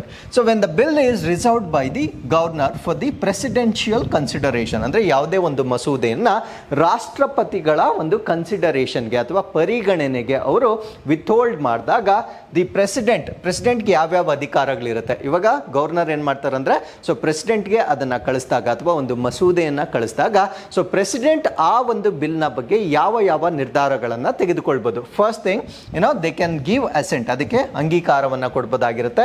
ವಿಥೋಲ್ಡ್ ದಿ ಅಸೆಂಟ್ ಅಂದ್ರೆ ಅಂಗೀಕಾರವನ್ನ ತಡೆ ಹಿಡಿಯಬಹುದಾಗಿರುತ್ತೆ. So return it for reconsideration, ಅಂದ್ರೆ ಆ ಒಂದು ಮಸೂದೆಯನ್ನ ಮರುಪರಿಶೀಲನೆ ಮಾಡಲಿಕ್ಕೆ ಅವರು ವಾಪಸ್ ಕಳಿಸಬಹುದಾಗಿರುತ್ತೆ. ಇಲ್ಲೂ ಕೂಡ ಸೇಮ್ ಕಂಡೀಷನ್. ಸೊ ಯಾವ್ದನ್ನ ವಾಪಸ್ ಕಳ್ಸಂಗಿಲ್ಲ ಅಂದ್ರೆ ಮನಿ ಬಿಲ್ ಅನ್ನ ಪ್ರೆಸಿಡೆಂಟ್ ಕೂಡ ವಾಪಸ್ ಕಳಿಸೋ ಹಾಗಿಲ್ಲ. ಸೊ ಅವರು ಅಂಗೀಕಾರ ಮಾಡಲೇಬೇಕಾಗಿರುತ್ತೆ. ಸೊ ಅದಾದ್ಮೇಲೆ ಸೊ ರೀಕನ್ಸಿಡರೇಷನ್ಗೆ ಅವರು ವಾಪಸ್ ಕಳಿಸಬಹುದಾಗಿರುತ್ತೆ. So except the money bill ಅನ್ನ ಹೊರತುಪಡಿಸಿ ಅವರು ಬೇರೆಲ್ಲವನ್ನ ಮರುಪರಿಶೀಲನೆ ಮಾಡಲಿಕ್ಕೆ ವಾಪಸ್ ಕಳಿಸ್ತಕ್ಕಂಥ ಒಂದು ಪ್ರಾವಿಷನ್ ಅನ್ನು ನಾವು ಆರ್ಟಿಕಲ್ 201 ಅಲ್ಲಿ ನೋಡಬಹುದಾಗಿರುತ್ತೆ. ಸೊ ಅದಾದ್ಮೇಲೆ ರೀಕನ್ಸಿಡರೇಷನ್ ಪೀರಿಯಡ್ ಅಂದ್ರೆ ಒಂದು ಪ್ರೆಸಿಡೆಂಟ್ ಅದನ್ನ ವಾಪಸ್ ಕಳಿಸಿದ ನಂತರ ಅದನ್ನ ಮರುಪರಿಶೀಲನೆ ಮಾಡಲಿಕ್ಕೆ ಎಷ್ಟು ದಿನಗಳ ಒಳಗೆ ಮಾಡಬೇಕಾಗಿರುತ್ತೆ ಅಂದ್ರೆ, ಸೊ ವಿತ್ ಇನ್ 6 months ಅಂದ್ರೆ ಅವರು ವಾಪಸ್ ಕಳಿಸಿದ 6 ತಿಂಗಳ ಒಳಗೆ ಸೊ ಯಾವುದೇ ಬಿಲ್ ಅನ್ನಾಗ್ಲಿ ಅವರು ಮರುಪರಿಶೀಲನೆ ಮಾಡ್ತಕ್ಕಂಥದ್ದು ಅವರ ಕರ್ತವ್ಯವಾಗಿರುತ್ತೆ. ಸೊ ಹಾಗಿದ್ರೆ ಈ ಒಂದು ಆರ್ಟಿಕಲ್ ಅಲ್ಲಿ ಮನಿ ಬಿಲ್ ಮೆನ್ಷನ್ ಆಗಿರೋದ್ರಿಂದ ಸೊ ಇದರ ಬಗ್ಗೆ ಕೂಡ ಸ್ವಲ್ಪ ಬೇಸಿಕ್ ಮಾಹಿತಿಯನ್ನ ನಾವು ತಿಳ್ಕೊಳ್ಬೇಕಾಗಿರುತ್ತೆ. ಬಿಕಾಸ್ ಇದರ ಬಗ್ಗೆ ಕೂಡ ಸಾಕಷ್ಟು ಪ್ರಶ್ನೆಗಳು ರಿಪೀಟೆಡ್ ಆಗಿ ಅರೈಸ್ ಆಗ್ತಾ ಇರುತ್ತೆ. ನಾವು what you mean by money bill? So money bill is related to the appropriation of money from the consolidated fund of India, ಅಂದ್ರೆ ಭಾರತ ದೇಶದಲ್ಲಿ ಸಂಚಿತ ನಿಧಿ ಅಂತ ಕರಿತೇವೆ. ಸಂಚಿತ ನಿಧಿ ಅಂತಕ್ಕಂಥದ್ದು ನಮ್ಮ ಭಾರತ ದೇಶದ ಪ್ರಮುಖವಾದ ಒಂದು ನಿಧಿ ಆಗಿರುತ್ತೆ. ಫಾರ್ ಎಕ್ಸಾಂಪಲ್ ಇವಾಗ ಒಂದೇ ಒಂದು ಸಿಂಪಲ್ ಎಕ್ಸಾಂಪಲ್ ಹೇಳೋದಾದ್ರೆ, ಸೊ ನಾವು ಇನ್ಕಮ್ ಟ್ಯಾಕ್ಸ್ ಅನ್ನ ಪೇ ಮಾಡ್ತೇವೆ, ಅಂದ್ರೆ ಆದಾಯ ತೆರಿಗೆಯನ್ನ ಪೇ ಮಾಡ್ತೇವೆ. ಸೊ ಅದೆಲ್ಲ ಎಲ್ಲಿರುತ್ತೆ ಅಂದ್ರೆ ಕನ್ಸಾಲಿಡೇಟೆಡ್ ಫಂಡ್ ಅಲ್ಲಿ ಇರುತ್ತೆ. ಸೊ ಈ ರೀತಿಯಾಗಿ ಸಾಕಷ್ಟು ತೆರಿಗೆಗಳನ್ನ ನಾವು ಕನ್ಸಾಲಿಡೇಟೆಡ್ ಫಂಡ್ ಅಲ್ಲಿ ನೋಡಬಹುದಾಗಿರುತ್ತೆ. ಸೊ ಈ ಒಂದು ಕನ್ಸಾಲಿಡೇಟೆಡ್ ಫಂಡ್ ಅಲ್ಲಿ ಇರ್ತಕ್ಕಂಥ ಹಣವನ್ನ ವಿನಿಯೋಗವನ್ನ ಮಾಡ್ತಕ್ಕಂಥ ಶಾಸನಗಳಿಗೆ ಸಂಬಂಧಪಟ್ಟಿರ್ತಕ್ಕಂಥ ಬಿಲ್ ಅನ್ನ ನಾವೇನಂತ ಕರಿತೇವೆ ಅಂದ್ರೆ ಮನಿ ಬಿಲ್ ಅಂತ ಕರಿತೇವೆ. ಸೊ ಈ ಒಂದು ಕನ್ಸಾಲಿಡೇಟೆಡ್ ಫಂಡ್ ಆಫ್ ಇಂಡಿಯಾ ಏನಿರುತ್ತೆ, so it is the main fund of the government ಅಂತ ಕರಿತೇವೆ. ಅಂದ್ರೆ ಸರ್ಕಾರದ ಅತ್ಯಂತ ಮುಖ್ಯವಾಗಿರ್ತಕ್ಕಂಥ ಒಂದು ನಿಧಿಯನ್ನ ನಾವೇನಂತ ಕರಿತೀವಿ ಅಂದ್ರೆ ಸಂಚಿತ ನಿಧಿ ಅಥವಾ ಕನ್ಸಾಲಿಡೇಟೆಡ್ ಫಂಡ್ ಆಫ್ ಇಂಡಿಯಾ ಅಂತ ಕರಿತೇವೆ. ಸೊ ಅದಾದ್ಮೇಲೆ ಈ ಒಂದು ಬಿಲ್, ಸೊ ನಾನು ಬರೀ ಮನಿ ಅಂತ ಮಾತಾಡ್ತಾ ಇಲ್ಲ, ಮನಿ ಬಿಲ್ ಅಥವಾ ಮನಿ ಮಸೂದೆ ಅಂತ ಮಾತಾಡ್ತಾ ಇದ್ದೇನೆ. ಸೊ ಯಾವ ಯಾವ ಮಸೂದೆಗಳು ಇದಕ್ಕೆ ಸಂಬಂಧಪಟ್ಟಿರುತ್ತೆ ಅಂದ್ರೆ ಟ್ಯಾಕ್ಸೇಷನ್ ಅಂದ್ರೆ ತೆರಿಗೆಗೆ ಸಂಬಂಧಪಟ್ಟಿರ್ತಕ್ಕಂಥ ಮಾಡ್ತಕ್ಕಂಥ ಬದಲಾವಣೆಗಳನ್ನ ನಾವು ಮನಿ ಬಿಲ್ ಅಲ್ಲ ನೋಡಬಹುದಾಗಿರುತ್ತೆ. ಪಬ್ಲಿಕ್ ಎಕ್ಸ್ಪೆಂಡಿಚರ್ ಅಂದ್ರೆ ಸಾರ್ವಜನಿಕ ಖರ್ಚಿಗೆ ಸಂಬಂಧಪಟ್ಟಂತೆ ತಿದ್ದುಪಡಿಗಳನ್ನ ಅಥವಾ ಮಸೂದೆಗಳನ್ನ ಮಾಡಬಹುದಾಗಿರುತ್ತೆ. ಸೊ ಅದಾದ್ಮೇಲೆ ಪಬ್ಲಿಕ್ ಡೆಟ್ ಅಥವಾ ಸಾರ್ವಜನಿಕ ಸಾಲಕ್ಕೆ ಸಂಬಂಧಪಟ್ಟಂತೆ ಮಾಡ್ತಕ್ಕಂಥ ತಿದ್ದುಪಡಿಗಳನ್ನ ಅಥವಾ ಬಿಲ್ಸ್ ಅನ್ನ ನಾವು ಮನಿ ಬಿಲ್ ಅಂತ ಕರೀತೇವೆ. ಹಾಗಿದ್ರೆ what are the criteria that a bill should fulfil to become money bill? ಅಂದ್ರೆ ಯಾವುದೇ ಒಂದು ಬಿಲ್ ಅನ್ನ ನಾವು ಮನಿ ಬಿಲ್ ಅಂತ ಕರಿಬೇಕಾಗಿದ್ರೆ ಸೊ ಯಾವ ಮಾನದಂಡಗಳನ್ನ ಅದು ಫುಲ್ಫಿಲ್ ಮಾಡಬೇಕಾಗಿರುತ್ತೆ ಅನ್ನೋದನ್ನ ನಾವು ಡಿಸ್ಕಸ್ ಮಾಡೋದಾದ್ರೆ, so anything related to tax, so ತೆರಿಗೆಗೆ ಸಂಬಂಧಪಟ್ಟಂತೆ ಮಾಡ್ತಕ್ಕಂಥ ಯಾವುದೇ ಬದಲಾವಣೆ ಆಗಿರ್ಬೋದು, ಇಂಪೋಸಿಷನ್, ಅಬಾಲಿಷನ್, ರಿಮಿಷನ್, ಆಲ್ಟ್ರೇಷನ್ ಅಥವಾ ರೆಗ್ಯುಲೇಷನ್ ಅಂತ ಕರಿತೇವೆ. ಅಂದ್ರೆ ಟ್ಯಾಕ್ಸ್ ಅನ್ನ ವಿಧಿಸ್ತಕ್ಕಂಥದ್ದು, ಅದಕ್ಕೆ ರಿಯಾಯಿತಿ ಕೊಡ್ತಕ್ಕಂಥದ್ದು, ಕಡಿಮೆ ಮಾಡ್ತಕ್ಕಂಥದ್ದು, ಏನು ಬದಲಾವಣೆಗಳನ್ನ ತೆರಿಗೆಗೆ ಸಂಬಂಧಪಟ್ಟಂತೆ ಮಾಡಿದಾಗ ಸೊ ಅದು ಮನಿ ಬಿಲ್ ಒಳಗಡೆ ಬರ್ತಕ್ಕಂಥ ಒಂದು ಕಂಟೆಂಟ್ ಆಗಿರುತ್ತೆ. ಸೊ ಅದಾದ್ಮೇಲೆ ಬಾರೋಯಿಂಗ್ಸ್ ಆಫ್ ದಿ ಮನಿ ಅಂದ್ರೆ ಸಾಲವನ್ನ ಪಡೆದುಕೊಳ್ತಕ್ಕಂಥದ್ದು, and giving of any guarantee by the government of India ಅಂದ್ರೆ ಭಾರತ ಸರ್ಕಾರದಿಂದ ಕೊಡ್ತಕ್ಕಂಥ ಗ್ಯಾರಂಟಿಗಳು ಕೂಡ ಸೊ ಈ ಒಂದು ಮನಿ ಬಿಲ್ ಕೆಳಗಡೆ ಬರ್ತಕ್ಕಂಥ ಒಂದು ಕಾಂಟೆಂಟ್ ಆಗಿರುತ್ತೆ. ಸೊ ಅದಾದ್ಮೇಲೆ ಈ ಕನ್ಸಾಲಿಡೇಟೆಡ್ ಫಂಡ್ ಮತ್ತೆ ಕಂಟಿಂಜೆನ್ಸಿ ಫಂಡ್ ಅಂತ ಕರಿತೇವೆ. ಕನ್ಸಾಲಿಡೇಟೆಡ್ ಫಂಡ್ ಅಂದ್ರೆ ಸಂಚಿತ ನಿಧಿ ಅಂತ ಕರಿತೇವೆ, ಕಂಟಿಂಜೆನ್ಸಿ ಅಂದ್ರೆ ತುರ್ತು ನಿಧಿ ಅಂತ ಕರಿತೇವೆ. ಸೊ ಈ ಒಂದು ಕನ್ಸಾಲಿಡೇಟೆಡ್ ಫಂಡ್ ಮತ್ತೆ ಕಂಟಿಂಜೆನ್ಸಿ ಫಂಡ್ಗೆ ಸಂಬಂಧಪಟ್ಟಂತೆ payment of money into or withdrawal of money from any such fund. ಅಂದರೆ ಸೊ ಈ ಒಂದು ಕನ್ಸಾಲಿಡೇಟೆಡ್ ಫಂಡ್ಗೆ ಹಣವನ್ನು ನೀಡ್ತಕ್ಕಂಥದ್ದು, ಅಥವಾ ಕನ್ಸಾಲಿಡೇಟೆಡ್ ಫಂಡ್ ಅಥವಾ ಕಂಟಿಂಜೆನ್ಸಿ ಫಂಡ್ ಏನಿರುತ್ತೆ ಸೊ ಇದರಿಂದ ಹಣವನ್ನು ತೆಗೆದುಕೊಳ್ಬೇಕಾಗಿದ್ರೆ ಸೊ ಮಾಡ್ತಕ್ಕಂಥ ಬಿಲ್ಗಳನ್ನು ಕೂಡ ನಾವು ಮನಿ ಬಿಲ್ ಅಂತ ಹೇಳ್ಬೋದಾಗಿರುತ್ತೆ. ಸೊ ಇಲ್ಲಿ ಇನ್ನೊಂದು ಪಾಯಿಂಟನ್ನು ನೀವು ನೆನ್ಪಿಟ್ಕೊಳ್ಬೇಕು. ಕನ್ಸಾಲಿಡೇಟೆಡ್ ಫಂಡ್ ಅಂತ ನಾವು ಡೆಫಿನೇಷನ್ ಹೇಳುವಾಗ ಹೇಳಿದ್ವಿ, ಕನ್ಸಾಲಿಡೇಟೆಡ್ ಫಂಡ್ನ ಜೊತೆಗೆ ಸೊ ನಾವು ಕಂಟಿಂಜೆನ್ಸಿ ಫಂಡನ್ನು ಕೂಡ ಇದರಲ್ಲಿ ನಾವು ವಿನಿಯೋಗ ಮಾಡ್ಬೋದಾಗಿರುತ್ತೆ, ಯೂಸ್ ಮಾಡ್ಬೋದಾಗಿರುತ್ತೆ, ಅಥವಾ ಅದಕ್ಕೆ ಹಣವನ್ನು ಸೇರಿಸ್ತಕ್ಕಂಥ ಬಿಲ್ಗಳನ್ನು ಕೂಡ ನಾವು ಮನಿ ಬಿಲ್ ಅಂತ ಕರಿತೇವೆ. The appropriation of the money out of the consolidated fund of India, ಅಂದರೆ ಸಂಚಿತ ನಿಧಿಯಿಂದ ಹಣಕಾಸನ್ನು ವಿನಿಯೋಗ ಮಾಡ್ತಕ್ಕಂಥ ಯಾವುದೇ ಬಿಲ್ಲನ್ನು ನಾವು ಮನಿ ಬಿಲ್ ಅಂತ ಹೇಳ್ಬೋದಾಗಿರುತ್ತೆ. ಅದಾದ್ಮೇಲೆ declaring of any expenditure to be expenditure charged on the consolidated fund, ಅಂದರೆ ಯಾವುದೇ ಒಂದು ಖರ್ಚನ್ನು ಕನ್ಸಾಲಿಡೇಟೆಡ್ ಫಂಡ್ನ ಮುಖಾಂತರ ಖರ್ಚು ಎಂದು ಘೋಷಣೆ ಮಾಡ್ತಕ್ಕಂಥ ಬಿಲ್ಗಳನ್ನು ಕೂಡ ನಾವು ಮನಿ ಬಿಲ್ ಅಂತ ಕರಿತೇವೆ. ಸೊ ಅದಾದ್ಮೇಲೆ increasing of the amount of any such expenditure, ಅಂದರೆ ಯಾವುದೇ ಒಂದು ಖರ್ಚಾಗಿರುತ್ತೆ ಸೊ ಅದರ ಎಕ್ಸ್ಪೆಂಡಿಚರ್ನ ಇನ್ಕ್ರೀಸ್ ಮಾಡಬೇಕಾಗಿದ್ರು ಕೂಡ ಸೊ ಆ ಒಂದು ಬಿಲ್ಲನ್ನು ನಾವೇನಂತ ಕರಿಬೇಕಾಗಿರುತ್ತೆ ಅಂದರೆ ಮನಿ ಬಿಲ್ ಅಂತ ಕರಿಬೇಕಾಗಿರುತ್ತೆ. The receipts of money on account of the consolidated fund, ಅಂದರೆ ಈ ಒಂದು ಸಂಚಿತ ನದಿಗೆ ಬರ್ತಕ್ಕಂಥ ಹಣಕಾಸಿನ ಸ್ವೀಕೃತಿ ಏನಿರುತ್ತೆ ಸೊ ಅದಕ್ಕೆ ಸಂಬಂಧಪಟ್ಟಂತೆ ಬಿಲ್ಲನ್ನು ಕೂಡ ನಾವು ಮನಿ ಬಿಲ್ ಅಂತ ಹೇಳ್ಬೋದಾಗಿರುತ್ತೆ.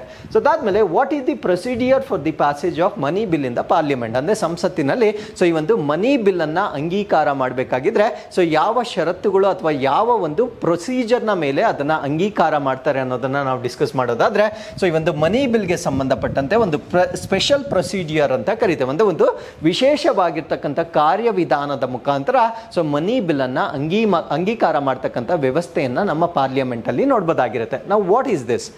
The procedure is money bills can only be introduced in Lok Sabha. This is very important point. So money bill ಏನಿರುತ್ತೆ ಸೊ ಅದನ್ನ ಲೋಕಸಭೆಯಲ್ಲಿ ಮಾತ್ರ ನಾವು ಮಂಡಿಸಬಹುದಾಗಿರುತ್ತೆ, only with the recommendations of the president, ಅಂದ್ರೆ ರಾಷ್ಟ್ರಪತಿಗಳ ಶಿಫಾರಸ್ಸಿನ ಮೇರೆಗೆ ಮಾತ್ರ ಮನಿ ಬಿಲ್ ಅನ್ನ ನಾವು ಲೋಕಸಭೆಯಲ್ಲಿ ಮಾತ್ರ ಮಂಡಿಸಬಹುದಾಗಿರ್ತಕ್ಕಂಥ ಒಂದು ಪ್ರಾವಿಷನ್ ಅನ್ನ ಸೊ ನಮ್ಮ ಪಾರ್ಲಿಮೆಂಟ್ ಅಲ್ಲಿ ನೋಡಬಹುದಾಗಿರುತ್ತೆ ಅಥವಾ ನಮ್ಮ ಕಾನ್ಸ್ಟಿಟ್ಯೂಷನ್ ಅಲ್ಲಿ ನೋಡಬಹುದಾಗಿರುತ್ತೆ.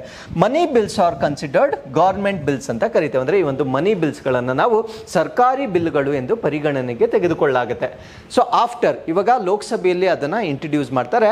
So after the money bill is passed by Lok Sabha, so ಲೋಕಸಭೆಯಲ್ಲಿ ಆ ಒಂದು ಮನಿ ಬಿಲ್ಗೆ ಅಂಗೀಕಾರವನ್ನ ಪಡೆದುಕೊಂಡ ನಂತರ it is transmitted to the Rajya Sabha. So ಇದನ್ನ ಎಲ್ಲಿ ಕಳಿಸ್ತಾರೆ ಅಂದ್ರೆ ರಾಜ್ಯಸಭೆಗೆ ಕಳಿಸ್ತಾರೆ. So Rajya Sabha has limited powers on money bill. So money ಬಿಲ್ಗೆ ಸಂಬಂಧಪಟ್ಟಂತೆ ರಾಜ್ಯಸಭೆಗೆ ತುಂಬಾ ಸೀಮಿತವಾದ ಅಧಿಕಾರವನ್ನ ನೀಡಲಾಗಿರುತ್ತೆ. ಸೊ ಹೈಯೆಸ್ಟ್ ಅಥಾರಿಟಿ ಅಥವಾ ಪವರ್ ಅನ್ನ ಮನಿ ಬಿಲ್ಗೆ ಸಂಬಂಧಪಟ್ಟಂತೆ ಲೋಕಸಭೆಯಲ್ಲಿ ನಾವು ನೋಡಬಹುದಾಗಿರುತ್ತೆ. ಹಾಗಿದ್ರೆ ರಾಜ್ಯಸಭೆಗೆ ಕೊಟ್ಟಿರ್ತಕ್ಕಂಥ ಲಿಮಿಟೆಡ್ ಪವರ್ ಏನು ಅಂತ ನಾವು ನೋಡೋದಾದ್ರೆ it can only make recommendations and can not reject or amend the bill. So Rajya Sabha ಏನು ಮಾಡ್ತಕ್ಕಂಥ ಒಂದು ಪ್ರಾವಿಷನ್ ಕೊಟ್ಟಿರ್ತಾರೆ ಅಂದ್ರೆ ಸೊ ಅವರು ಕೇವಲ ಶಿಫಾರಸುಗಳನ್ನು ಕೊಡಬಹುದಾಗಿರುತ್ತೆ. ಸೊ ಅದನ್ನ ರಿಜೆಕ್ಟ್ ಮಾಡ್ತಕ್ಕಂಥದ್ದಾಗಲಿ ಅಥವಾ ಅದರಲ್ಲಿ ಏನಾದರೂ ಬದಲಾವಣೆಗಳನ್ನು ಮಾಡ್ತಕ್ಕಂಥ ಅಧಿಕಾರವನ್ನ ಸೊ ರಾಜ್ಯಸಭೆಗೆ ಇಲ್ಲಿ ಕೊಟ್ಟಿರಲಾಗಿರೋದಿಲ್ಲ. ಸೊ ಅದಕ್ಕೆ ಅದನ್ನ ನಾವು ಲಿಮಿಟೆಡ್ ಪವರ್ಸ್ ಅಂತ ಕರಿತೇವೆ. ಸೊ ಅದಾದ್ಮೇಲೆ Rajya Sabha must return the bill. So ಇವಾಗ ಲೋಕಸಭೆಯಲ್ಲಿ ಅದನ್ನ ಅಂಗೀಕಾರ ಮಾಡಿರ್ತಾರೆ. ಸೊ ಅದನ್ನ ರಾಜ್ಯಸಭೆಗೆ ಕಳಿಸಿದ ನಂತರ ಅವರಿಗೆ ಎಷ್ಟು ದಿನ ಕಾಲಾವಕಾಶ ಇರುತ್ತೆ, ಏನಕ್ಕೆ ಅಂದ್ರೆ ರೆಕಮೆಂಡೇಶನ್ಸ್ ಮಾಡಲಿಕ್ಕೆ ಎಷ್ಟು ದಿನ ಕಾಲಾವಕಾಶ ಇರುತ್ತೆ ಅಂದ್ರೆ ಸೊ ವಿತಿನ್ 14 ಡೇಸ್ 14 ದಿನಗಳಲ್ಲಿ ಸೊ ಅವರು ಲೋಕಸಭೆಗೆ ಅದನ್ನ ವಾಪಸ್ ಕಳಿಸಬೇಕಾಗಿರುತ್ತೆ. ಸೊ ಲೋಕಸಭಾ ಇವಾಗ ರೆಕಮೆಂಡೇಶನ್ಸ್ ಕೊಟ್ಟಿದ್ದಾರೆ ಅಂತ ತಿಳ್ಕೊಳ್ಳೋಣ, ರಾಜ್ಯಸಭೆ ಆ ಒಂದು ಮನಿ ಬಿಲ್ಗೆ ಸಂಬಂಧಪಟ್ಟಂತೆ ಕೆಲವೊಂದು ಶಿಫಾರಸುಗಳನ್ನ ಕೊಟ್ಟಿದ್ದಾರೆ ಅಂತ ತಿಳ್ಕೊಳ್ಳೋಣ. ಸೊ ಈ ಒಂದು ಶಿಫಾರಸುಗಳನ್ನ Lok Sabha can accept or reject any recommendations made by the Rajya Sabha. So it is not compulsory. ಇವಾಗ ಲೋಕಸಭೆ ಸೊ ಅದರಲ್ಲಿ ಕೆಲವೊಂದು ಶಿಫಾರಸುಗಳನ್ನು ಕೊಟ್ಟು ಕೆಲವೊಂದು ಚೇಂಜಸ್ ನೀವು ಮಾಡಬೇಕಾಗಿರುತ್ತೆ ಅಂತ ಏನಾದರೂ ರೆಕಮೆಂಡೇಶನ್ಸ್ ಅನ್ನ ಕೊಟ್ಟಾಗ ಸೊ ಲೋಕಸಭಾ ಅದನ್ನ ಮ್ಯಾಂಡೇಟ್ರಿ ಅಂದ್ರೆ ಕಂಪಲ್ಸರಿ ಅದನ್ನ ಅಕ್ಸೆಪ್ಟ್ ಮಾಡ್ಕೊಳ್ಬೇಕಾಗಿರ್ತಕ್ಕಂಥ ಒಂದು ಪ್ರಾವಿಷನ್ಸ್ ಇರೋದಿಲ್ಲ. ಸೊ ಅವರು ಅವಶ್ಯಕತೆ ಇದ್ದಲ್ಲಿ ಅದನ್ನ ಅಕ್ಸೆಪ್ಟ್ ಮಾಡ್ಕೊಳ್ತಾರೆ. ಸೊ ಅಥವಾ ಅದನ್ನ ಅಕ್ಸೆಪ್ಟ್ ಮಾಡದೇ ಕೂಡ ಇರಬಹುದಾಗಿರ್ತಕ್ಕಂಥ ಪ್ರಾವಿಷನ್ಸ್ ಅನ್ನ ನಾವಿಲ್ಲಿ ನೋಡಬಹುದಾಗಿರುತ್ತೆ. ಇಫ್ ಲೋಕಸಭಾ ಅಕ್ಸೆಪ್ಟ್ಸ್ ಅಂದ್ರೆ ಅವ್ರು ಕೊಟ್ಟಿರ್ತಕ್ಕಂಥ ಒಂದು ರೆಕಮೆಂಡೇಶನ್ಸ್ ಅನ್ನು ಏನಾದರೂ ಲೋಕಸಭೆ ಅಂಗೀಕಾರ ಮಾಡಿದಾಗ the bill is deem to be have passed. So ಆ ಒಂದು ಬಿಲ್ ಅನ್ನ ಅಂಗೀಕಾರ ಆಗಿದೆ ಅಥವಾ ಅದನ್ನ ಪಾಸ್ ಆಗಿದೆ ಅಂತ ಕನ್ಸಿಡರ್ ಮಾಡಬಹುದಾಗಿರುತ್ತೆ. ಸೊ ಮತ್ತೊಮ್ಮೆ ರಾಜ್ಯಸಭೆಗೆ ಕಳಿಸ್ತಕ್ಕಂಥ ಅವಶ್ಯಕತೆ ಇಲ್ಲ. ಸೊ ಒಂದ್ಸತಿ ರೆಕಮೆಂಡೇಶನ್ಸ್ ಬಂದಾಗ ಅವರು ಅಪ್ರೂವ್ ಮಾಡಿದ್ರೆ ಅಂದ್ರೆ ಲೋಕಸಭೆಯಲ್ಲಿ ಅದನ್ನ ಅಂಗೀಕಾರ ಮಾಡಿದ್ರೆ ಸೊ ಆ ಬಿಲ್ ಅನ್ನ ನಾವು ಪಾಸ್ಡ್ ಅಥವಾ ಅಂಗೀಕಾರ ಅಂತ ಅದನ್ನ ತಿಳ್ಕೊಳ್ಬಹುದಾಗಿರುತ್ತೆ. ಅಥವಾ if Lok Sabha does not accept any recommendation. So ಲೋಕಸಭೆ ರಾಜ್ಯಸಭೆ ಕೊಟ್ಟಿರ್ತಕ್ಕಂಥ ಯಾವುದೇ ಶಿಫಾರಸುಗಳನ್ನು ಅಕ್ಸೆಪ್ಟ್ ಮಾಡದೇ ಇದ್ದಲ್ಲಿ bill is deem to have passed by the both the houses in the form of originally passed by Lok Sabha. ಅಂದರೆ ರೆಕಮೆಂಡೇಶನ್ಸ್ಗಿಂತ ಮುಂಚೆ ಯಾವ ಸ್ಥಿತಿಯಲ್ಲಿತ್ತೋ ಸೊ ಅದೇ ಸ್ಥಿತಿಯಲ್ಲಿ ಅದು ಅಂಗೀಕಾರ ಆಗಿದೆ ಅಂತಕ್ಕಂಥ ಒಂದು ತೀರ್ಮಾನವನ್ನು ಅವರು ತೆಗೆದುಕೊಳ್ಬೋದಾಗಿರುತ್ತೆ. ಯಾವಾಗ ಅಂದರೆ ಆ ಒಂದು ಬಿಲ್, ಆ ಒಂದು ರೆಕಮೆಂಡೇಶನ್ಸ್ ಅನ್ನ ಅವರು ರೀಕನ್ಸಿಡರ್ ಮಾಡದೇ ಇದ್ದಾಗೂ ಕೂಡ ಸೊ ಅದನ್ನ ಅಪ್ರೂವ್ಡ್ ಅಂದರೆ ಒರಿಜಿನಲ್ ಸ್ಟೇಟಸ್ ಏನಿರುತ್ತೆ ಸೊ ಅದೇ ಸ್ಥಿತಿಯಲ್ಲಿ ಅವರು ಅದನ್ನ ಪಾಸ್ ಮಾಡ್ತಕ್ಕಂಥ ಒಂದು ಅಧಿಕಾರವನ್ನ ನೀಡಲಾಗಿರುತ್ತೆ. ಸೊ ಅದಾದ್ಮೇಲೆ if Rajya Sabha does not return the bill to Lok Sabha within 14 days, I told you. So ಲೋಕಸಭೆಯಿಂದ ರಾಜ್ಯಸಭೆಗೆ ಅದು ಹೋದಾಗ ಸೊ 14 ದಿನಗಳೊಳಗೆ ಅವರು ರೆಕಮೆಂಡೇಶನ್ಸ್ ಅಥವಾ ಶಿಫಾರಸುಗಳನ್ನು ತಿಳಿಸಬೇಕಾಗಿರುತ್ತೆ. ಲೆಟ್ ಅಸ್ ಅಸ್ಯೂಮ್ ದಟ್ ಅವರು 14 days ಒಳಗಡೆ ಅವರು ಶಿಫಾರಸುಗಳನ್ನು ತಿಳಿಸದೇ ಇದ್ದಲ್ಲಿ ಕೂಡ the bill is deem to be passed by both the houses. So ಎರಡು ಸದನಗಳಲ್ಲಿ ಸೊ ಅದು ಅಂಗೀಕಾರ ಆಗಿದೆ ಅಂದರೆ ಒರಿಜಿನಲ್ ಫಾರ್ಮ್ಯಾಟ್ ಅಲ್ಲಿ ಹೇಗಿರುತ್ತೆ ಸೊ ಅದೇ ಸ್ಥಿತಿಯಲ್ಲಿ ಅದನ್ನ ಅಂಗೀಕಾರ ಆಗಿದೆ ಅಂತಕ್ಕಂಥ ಒಂದು ಪ್ರಾವಿಷನ್ ಅನ್ನ ಸೊ ನಾವು ಈ ಒಂದು ಮನಿ ಬಿಲ್ಗೆ ಸಂಬಂಧಪಟ್ಟಂತೆ ನೋಡಬಹುದಾಗಿರುತ್ತೆ. ಸೊ ಅದಾದ್ಮೇಲೆ Lok Sabha, as I told you before, ಈ ಒಂದು ಮನಿ ಬಿಲ್ಗೆ ಸಂಬಂಧಪಟ್ಟಂತೆ ಲೋಕಸಭೆಗೆ ರಾಜ್ಯಸಭೆಗಿಂತ ಹೆಚ್ಚಿನ ಅಧಿಕಾರವನ್ನ ನೀಡಲಾಗಿರುತ್ತೆ. And when the money bill is presented to the president may give or withhold his assent to the bill but can not return the bill for reconsideration. ಅಂದರೆ ಇವಾಗ ಸೊ ಟೋಟಲ್ ಅದು ಅಪ್ರೂವ್ ಆಗಿದೆ. So with all recommendations, with acceptance or rejectance or whatever it is, so finally ಅದು ಪ್ರೆಸಿಡೆಂಟ್ಗೆ ಹೋಗುತ್ತೆ. So ಪ್ರೆಸಿಡೆಂಟ್ಗೆ ಹೋದ ನಂತರ ಅಥವಾ ರಾಷ್ಟ್ರಪತಿಗಳಿಗೆ ಹೋದ ನಂತರ ಸೊ ಅವರು ಅಂಗೀಕಾರವನ್ನು ಸೂಚಿಸಬಹುದಾಗಿರುತ್ತೆ. ಸೊ ಅಥವಾ ಅದನ್ನ ವಿತ್ ಹೋಲ್ಡ್ ಮಾಡಬಹುದಾಗಿರುತ್ತೆ ಅಥವಾ ತಡೆ ಹಿಡಿಯಬಹುದಾಗಿರುತ್ತೆ. ಬಟ್ ಅದನ್ನ ರೀಕನ್ಸಿಡರೇಷನ್ ಅಂದರೆ ಮರುಪರಿಶೀಲನೆ ಮಾಡಲಿಕ್ಕೆ ಮತ್ತೊಮ್ಮೆ ವಾಪಸ್ ಕಳಿಸ್ತಕ್ಕಂಥ ಒಂದು ಪ್ರಾವಿಷನ್ ಅನ್ನ ಸೊ ಇಲ್ಲಿ ಪ್ರೆಸಿಡೆಂಟ್ಗೆ ಅಥವಾ ರಾಷ್ಟ್ರಪತಿಗಳಿಗೆ ನೀಡಲಾಗಿರೋದಿಲ್ಲ. ಸೊ ಯೂಶಲಿ ಪ್ರೆಸಿಡೆಂಟ್ ನಾರ್ಮಲಿ ಏನು ಮಾಡ್ತಾರೆ ಅಂದರೆ ಸೊ ಈ ಒಂದು ಮನಿ ಬಿಲ್ ಅನ್ನ ಅಕ್ಸೆಪ್ಟ್ ಮಾಡ್ತಕ್ಕಂಥದ್ದು ಒಂದು ಸಿಸ್ಟಮ್ ಆಗಿರುತ್ತೆ. ಸೊ ಇಷ್ಟು ಪ್ರಾವಿಷನ್ಸ್ ನಾವು ಈ ಒಂದು ಮನಿ ಬಿಲ್ಗೆ ಸಂಬಂಧಪಟ್ಟಂತೆ ಗೊತ್ತಿರಬೇಕಾಗಿರುತ್ತೆ. ಸೊ ಅದಾದ್ಮೇಲೆ there are 2 bills which are related to money. One is called as money bill ಅಂತ ಕರಿತೇವೆ. ಸೊ ಇನ್ನೊಂದನ್ನು ನಾವು ಫಿನಾನ್ಷಿಯಲ್ ಬಿಲ್ ಅಂತ ಕರಿತೇವೆ. ನಾವು what is the difference between money bill and financial ಬಿಲ್ಗೂ ಇರ್ತಕ್ಕಂಥ ವ್ಯತ್ಯಾಸಗಳನ್ನು ನಾವು ನೋಡೋದಾದ್ರೆ ಸೊ ಮನಿ ಬಿಲ್ ಅನ್ನು ನಾವು ಆರ್ಟಿಕಲ್ 110 ಅಲ್ಲಿ ನಾವು ಡಿಸ್ಕಸ್ ಮಾಡ್ತೇವೆ. ಫಿನಾನ್ಷಿಯಲ್ ಬಿಲ್ ಅನ್ನು ನಾವು ಆರ್ಟಿಕಲ್ 117 ಅಲ್ಲಿ ನಾವು ಡಿಸ್ಕಸ್ ಮಾಡ್ತಕ್ಕಂಥದ್ದು. ಸೊ ಮನಿ ಬಿಲ್ ಅಲ್ಲಿ ಏನೇನು ಬರುತ್ತೆ ಅನ್ನೋದನ್ನ ನಾನು ಆಲ್ರೆಡಿ ಸಂಪೂರ್ಣವಾಗಿ ಎಕ್ಸ್ಪ್ಲೇನ್ ಮಾಡಿರ್ತೇನೆ. ಫಿನಾನ್ಷಿಯಲ್ ಬಿಲ್ ಅಲ್ಲಿ ಏನು ಬರುತ್ತೆ ಅಂತ ನಾವು ನೋಡೋದಾದ್ರೆ financial matters but is not limited to the subjects covered by money bill. ಅಂದರೆ ಮನಿ ಬಿಲ್ಲಲ್ಲಿ ಏನನ್ನ ಕವರ್ ಮಾಡ್ತಾರೆ ಬರೀ ಅಷ್ಟಕ್ಕೆ ಸೀಮಿತವಾಗಿರೋದಿಲ್ಲ.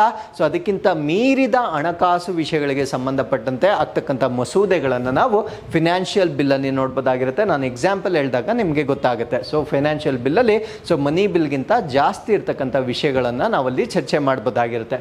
ಹಾಗಿದ್ರೆ ಮನಿ ಬಿಲ್ಗೆ ಸಂಬಂಧಪಟ್ಟಂತೆ ಇದನ್ನು ಎಲ್ಲಿ ಇಂಟ್ರಡ್ಯೂಸ್ ಮಾಡ್ಬೋದು ಅಂತ ನಾವು ಡಿಸ್ಕಸ್ ಮಾಡಿದ್ವಿ. ಸೊ ಲೋಕಸಭೆಗೆ ರಾಜ್ಯಸಭೆಗಿಂತ ಹೆಚ್ಚಿನ ಅಧಿಕಾರವನ್ನ ಮನಿ ಬಿಲ್ಗೆ ಸಂಬಂಧಪಟ್ಟಂತೆ ನೀಡಲಾಗಿರುತ್ತೆ.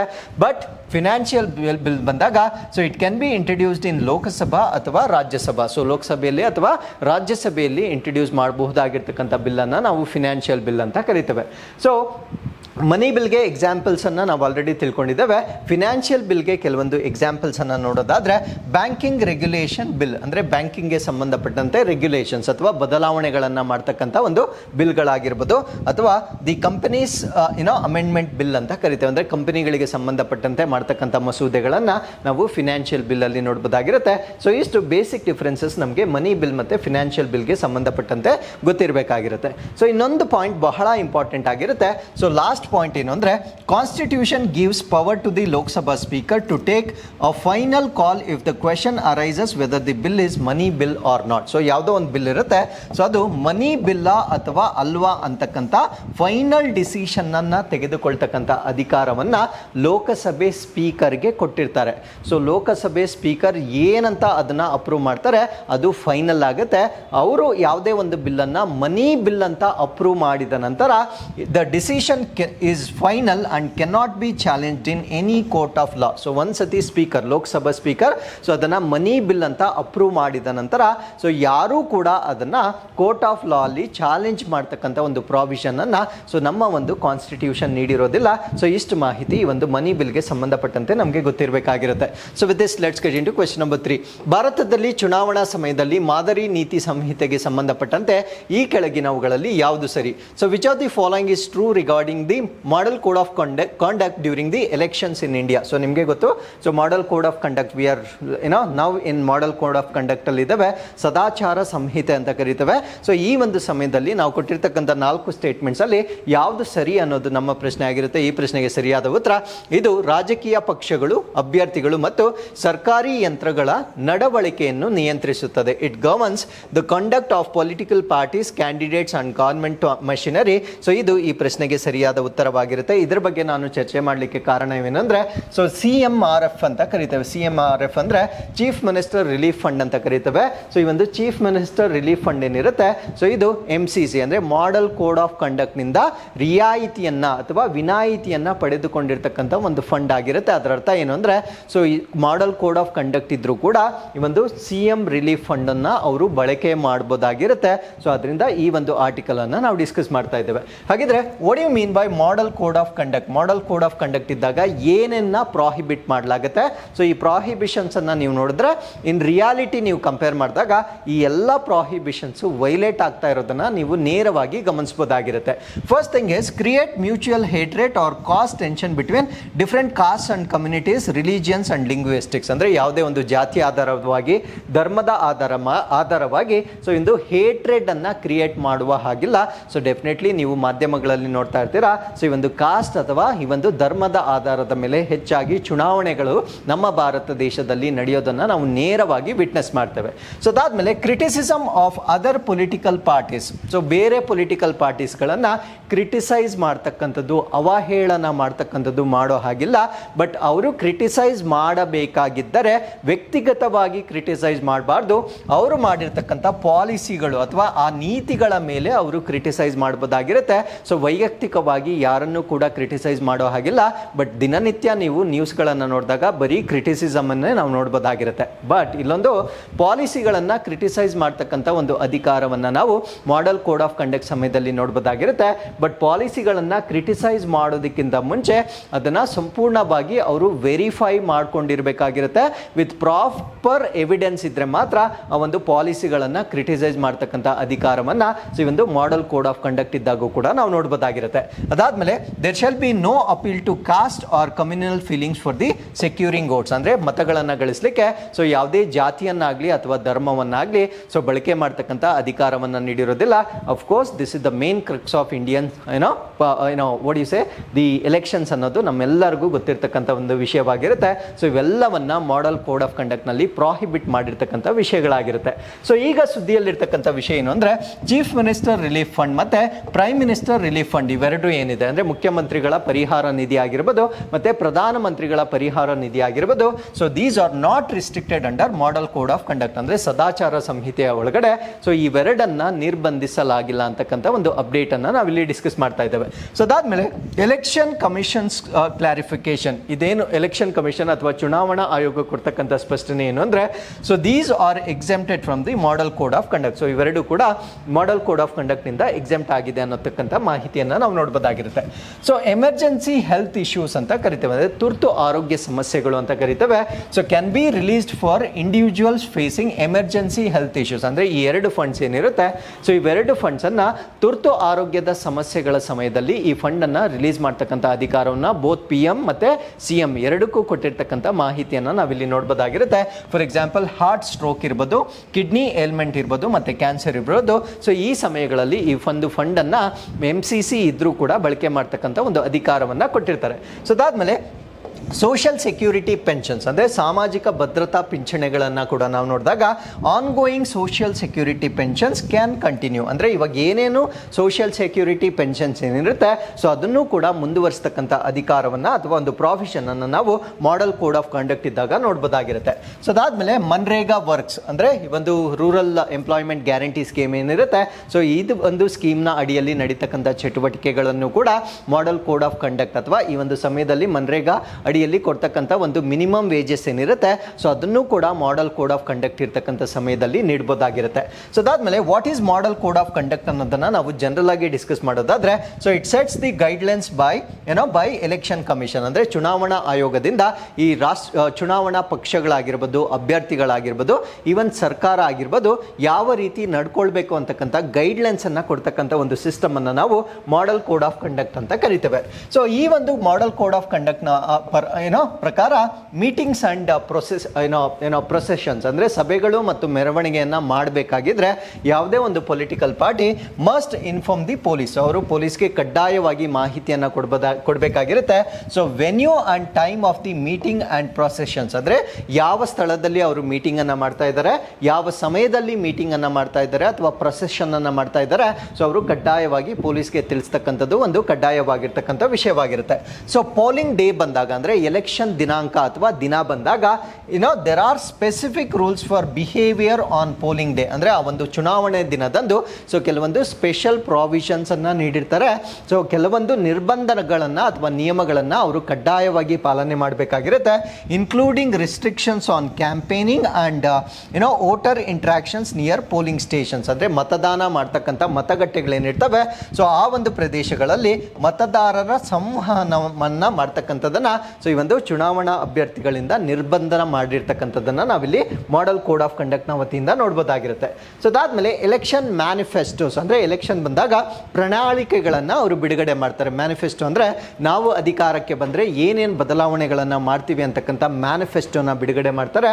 ಆ ಒಂದು ಮ್ಯಾನಿಫೆಸ್ಟೋದಲ್ಲಿ ಬಳಕೆ ಮಾಡ್ತಕ್ಕಂಥ ಟರ್ಮಿನಾಲಜಿ, ಯಾವ ರೀತಿಯ ಪದಗಳನ್ನ ಅವರು ಬಳಕೆ ಮಾಡ್ತಾರೆ ಸೊ ಅದನ್ನು ಕೂಡ ಮಾಡೆಲ್ ಕೋಡ್ ಆಫ್ ಕಂಡಕ್ಟ್ ಏನಿದೆ ಸೊ ಅದರಲ್ಲಿ ಒಂದು ಸಿಸ್ಟಮ್ ಇರುತ್ತೆ. ಆ ಸಿಸ್ಟಮ್ನ ಪ್ರಕಾರನೇ ಸೊ ಈ ಒಂದು ಪ್ರಣಾಳಿಕೆ ಆಗಿರ್ಬೋದು ಅಥವಾ ಮ್ಯಾನಿಫೆಸ್ಟೋವನ್ನಾಗಿರ್ಬೋದು ಸೊ ಪಾರ್ಟಿಗಳು ರಿಲೀಸ್ ಮಾಡ್ತಕ್ಕಂಥ ಒಂದು ಪ್ರೊವಿಷನ್ ಅನ್ನು ನೀಡಲಾಗಿರುತ್ತೆ. So with this let's get into question number 4.